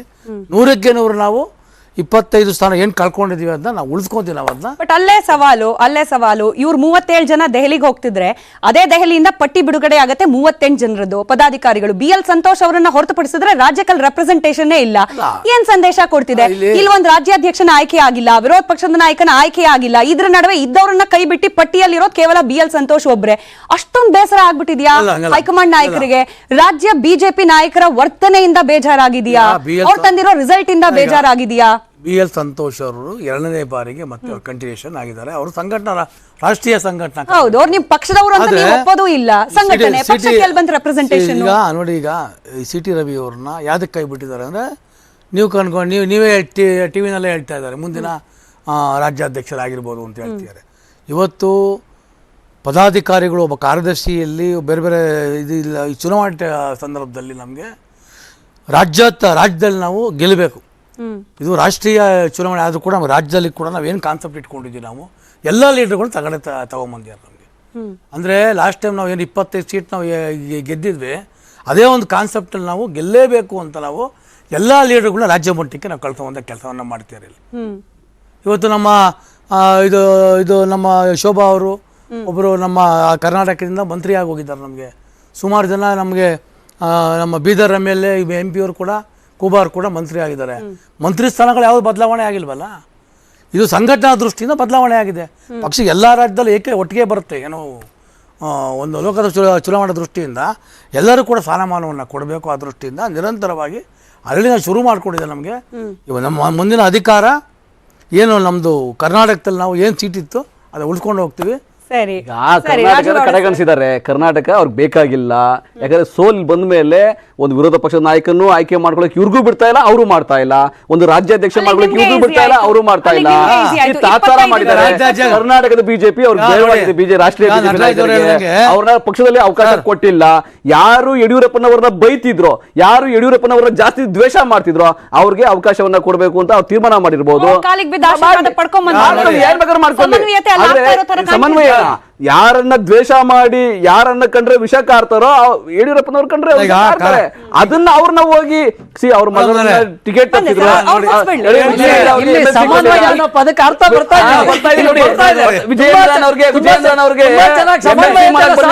ಅವ್ರನ್ನ ಮಂತ್ರಿ ಮಾಡಲಿಲ್ಲ.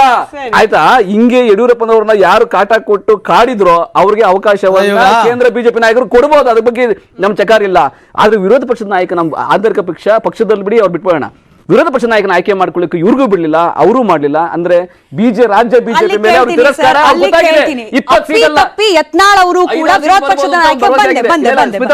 ಬಿಜೆಪಿ ಕರ್ನಾಟಕದಿಂದ ಒಂದು 5 ಸೀಟ್ ಗೆಲ್ಬಹುದು, ಅದಕ್ಕೆ ಯಾಕೆ ಇವ್ರಿಗೆ ಪದಾಧಿಕಾರಿ ಕೊಡಬೇಕು ಅಂತ ಹೇಳಿ ರಾಷ್ಟ್ರೀಯ ನಾಯಕರು ತಿರಸ್ಕಾರ ಮಾಡ್ಬಿಟ್ಟವ್ರೆ. ಅಲ್ಲಿಗೆ ಬರ್ತೀನಿ ಸರ್. 2 ಪ್ರಶ್ನೆ ನಿಮ್ಗೊಂದು, ನಿಮ್ಗೆ ರಾಮಮೂರ್ತಿ ಸರ್ ನಿಮ್ಗೊಂದು, ರಾಜುಗೌಡ ಸರ್, ಎರಡಕ್ಕೂ ಉತ್ತರ ಬೇಕೇ ಬೇಕು. ಅದಕ್ಕೆ ಹೇಳ್ತೀನಿ. ಈಗ CT ರವಿ ಅವರನ್ನ ರಾಜ್ಯಾಧ್ಯಕ್ಷ, ವಿರೋಧ ಪಕ್ಷದ ನಾಯಕನನ್ನ ಯತ್ನಾಳ್ ಕೂರಿಸಿದ್ರೆ ಇಬ್ರು ಕೂಡ ಅದ್ರಲ್ಲ ಯಡಿಯೂರಪ್ಪ ವಿರೋಧಿಗಳು. ಹೋಗಿ ಬಂದ್ರು ವಿಜಯೇಂದ್ರ ಅವರು ದೆಹಲಿಗೆ. ಏನ್ ಪ್ರಯೋಜನ ಆಯ್ತು? ಏನ್ ಬಂತು ಸಮನ್ವಯತೆ? ವಿಜಯೇಂದ್ರ ಅವರು ರಾಜ್ಯಾಧ್ಯಕ್ಷನ ಕೊಡೆಯಿಂದ ಡೆಲ್ಲಿಗೆ ಹೋಗಿ ಲಾಬಿ ಮಾಡಿಲ್ಲ, ತಿಳ್ಕೊಳ್ಳಿ. ಯತ್ನಾಳ್ ಅವರಿಗೆ ವಿರೋಧ ಪಕ್ಷದ ನಾಯಕ ಕೊಡಬೇಡಿ ಅಂತ ಹೋಗಿದ್ರಾ? ನೋಡಿ, ಯತ್ನಾಳ್ ಕೂಡ ಅವರು ಕೂಡ ನಮ್ಮ ನಾಯಕರು, ಸೀನಿಯರ್ ಲೀಡರು. ಆದ್ರೆ ಒಂದೇ ಎಲ್ಲೋ ಒಂದ್ ಕಡೆಯಿಂದ ಎಲ್ಲರಿಗೂ ಆಸೆ ಇರುತ್ತೆ ಒಂದು ಸಂಘಟನೆ ಮಾಡೋ ದೃಷ್ಟಿಯಿಂದ. ಬಟ್ ನಿಮ್ ಸೀಕ್ರೆಟ್ ನ್ಯಾಷನಲ್ ಪಾರ್ಟಿಯ ದೃಷ್ಟಿಯಿಂದ ಯಾರಿಗೆ ಕೊಟ್ರು ಪಕ್ಷ ನಾವು ಮಾಡ್ತೇವೆ ಹೊರತು. ಈಗ ಅಧಿಕಾರದಲ್ಲಿ ಸಿದ್ದರಾಮಯ್ಯನ ಎಲ್ಲೋ ಇವರು ಹೇಳಿದ್ರು ಯಡಿಯೂರಪ್ಪ ಎಲ್ಲೋ ಕಡೆಗಣಿಸ್ತೀರಾ ಅಂತ. ಸಿದ್ದರಾಮಯ್ಯ ನೀವು ಕಡೆಗಣಿಸ್ತಾ ಇದ್ದೀರಾ, ಮುಖ್ಯಮಂತ್ರಿ ಸಿದ್ದರಾಮಯ್ಯ ಅವಮಾನ ಮಾಡ್ತೀರಾ, ಮಾಡ್ತಾ ಇದ್ದೀರಾ.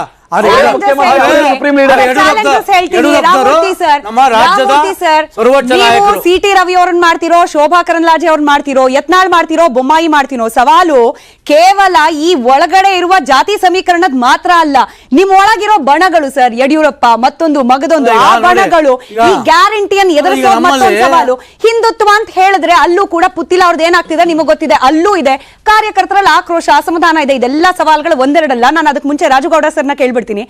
ಸರಿ, ಬಹಿರಂಗವಾಗಿ ಯಾರದೇ ಹೆಸರು ಆಚೆ ಬಂದರೂ ಕೂಡ ಆಂತರಿಕವಾಗಿ ನಾಯಕತ್ವದ ವಿಚಾರದಲ್ಲಿ JDS ಕೂಡ ಒಂದು ಪ್ರಮುಖವಾದ ಪಾತ್ರ ಇದ್ದೇ ಇರತ್ತಂತೆ, ನಿಜಾನಾ ಸರ್? ಖಂಡಿತವಾಗ್ಲೂ. ಯಾಕೆಂದ್ರೆ ಹೋರಾಟಕ್ಕೆ ಇಳಿಯೋರು ನಾವೇ. ಆಮೇಲೆ ನಂಗೆ ಒಂದು ಕಾಡ್ತಾ ಇರೋ ಪ್ರಶ್ನೆ ಏನು ಗೊತ್ತಾ, BJP ವಿಚಾರದಲ್ಲಿ ಇಲ್ಲಿ ಈಗ ನಮ್ಮ ಶಾಸಕರು ಹೇಳಿದ್ರು ಸಾಮೂಹಿಕ ನಾಯಕತ್ವ ಅಂತ.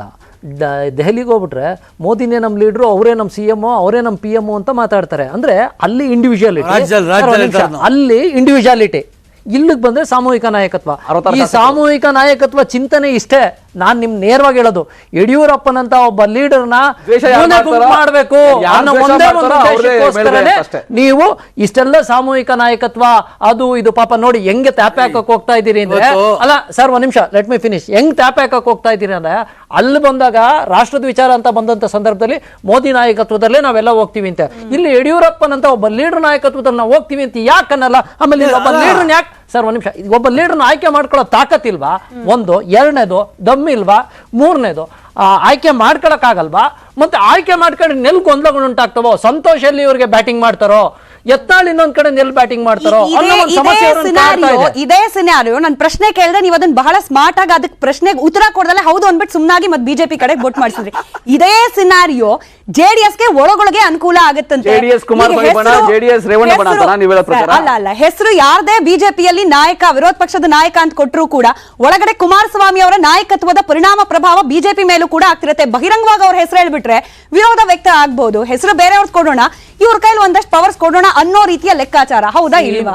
ನೆನ್ನೆ ಮೊನ್ನೆಲ್ಲ ಸುನಿಲ್ ಕುಮಾರ್ ಅವರು ಒಂದು ಸ್ಟೇಟ್ಮೆಂಟ್ ಕೊಟ್ಟರು ಬಹಿರಂಗವಾಗಿ. ಹೌದು, ಯಾರ ಪಕ್ಷದವ್ರು ಸ್ಟೇಟ್ಮೆಂಟ್ ಕೊಟ್ಟಿದ್ದು? ಬಿಜೆಪಿ ಪಕ್ಷದವರು. ಅವ್ರ ಪಕ್ಷದ ನಿಲುವನ್ನು ಅವ್ರು ಹೇಳ್ತಾ ಇದಾರೆ, ನಮ್ಗೆ ಯಾರು ಬರ್ಲಿ ಬಿಡ್ಲಿ, ಈಗ ನಮ್ಮನ್ನ ವಿರೋಧ ಪಕ್ಷದಲ್ಲಿ ಜನ ಕೂರ್ಸಾಗಿದೆ, ನಾವು ಹೋರಾಟ ಮಾಡ್ತಾ ಇದ್ದೀನಿ.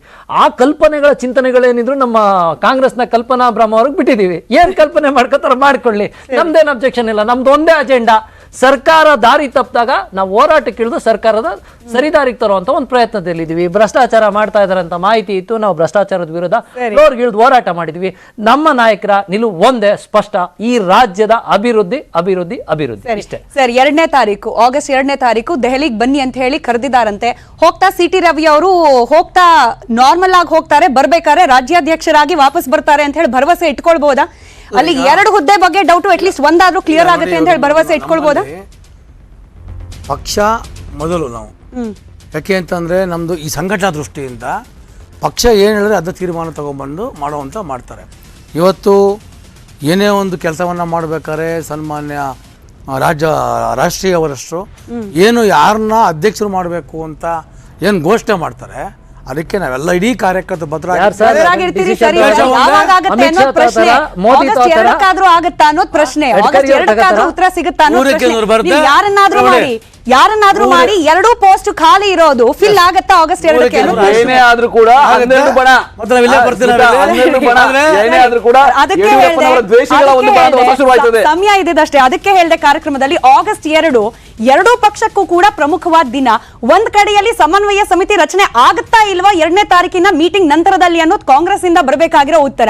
2ನೇ ತಾರೀಕು ದೆಹಲಿ ಫ್ಲೈಟ್ ಹತ್ತುವಾಗ ಕಾಮನ್ ಮ್ಯಾನ್ ಆಗಿ ಹೋಗುವ ಸಿ.ಟಿ. ರವಿ ಅವರು ಬರ್ಬೇಕಾದ್ರೆ ರಾಜ್ಯಾಧ್ಯಕ್ಷರಾಗಿ ಬರ್ತಾರಾ ಇಲ್ವಾ ಅಂತ ಹೇಳಿ 2 ಪ್ರಶ್ನೆಗಳಿಗೆ ಆಗಸ್ಟ್ 2ರ ನಂತರ ಸಿಗುವ ಉತ್ತರದಲ್ಲಿ ಜೆಡಿಎಸ್ ನ ಪಾತ್ರ ಏನಾಗಿರುತ್ತೆ ಕುತೂಹಲ. ಆ ಕುತೂಹಲವನ್ನ ಉಳಿಸಿಕೊಂಡು ಕಾರ್ಯಕ್ರಮ ಮುಗಿಸ್ತಾ ಇದ್ದೀನಿ. ಮೂವರಿಗೂ ಕೂಡ ಧನ್ಯವಾದ ಕಾರ್ಯಕ್ರಮದಲ್ಲಿ ಭಾಗಿಯಾಗಿದ್ದಕ್ಕೆ.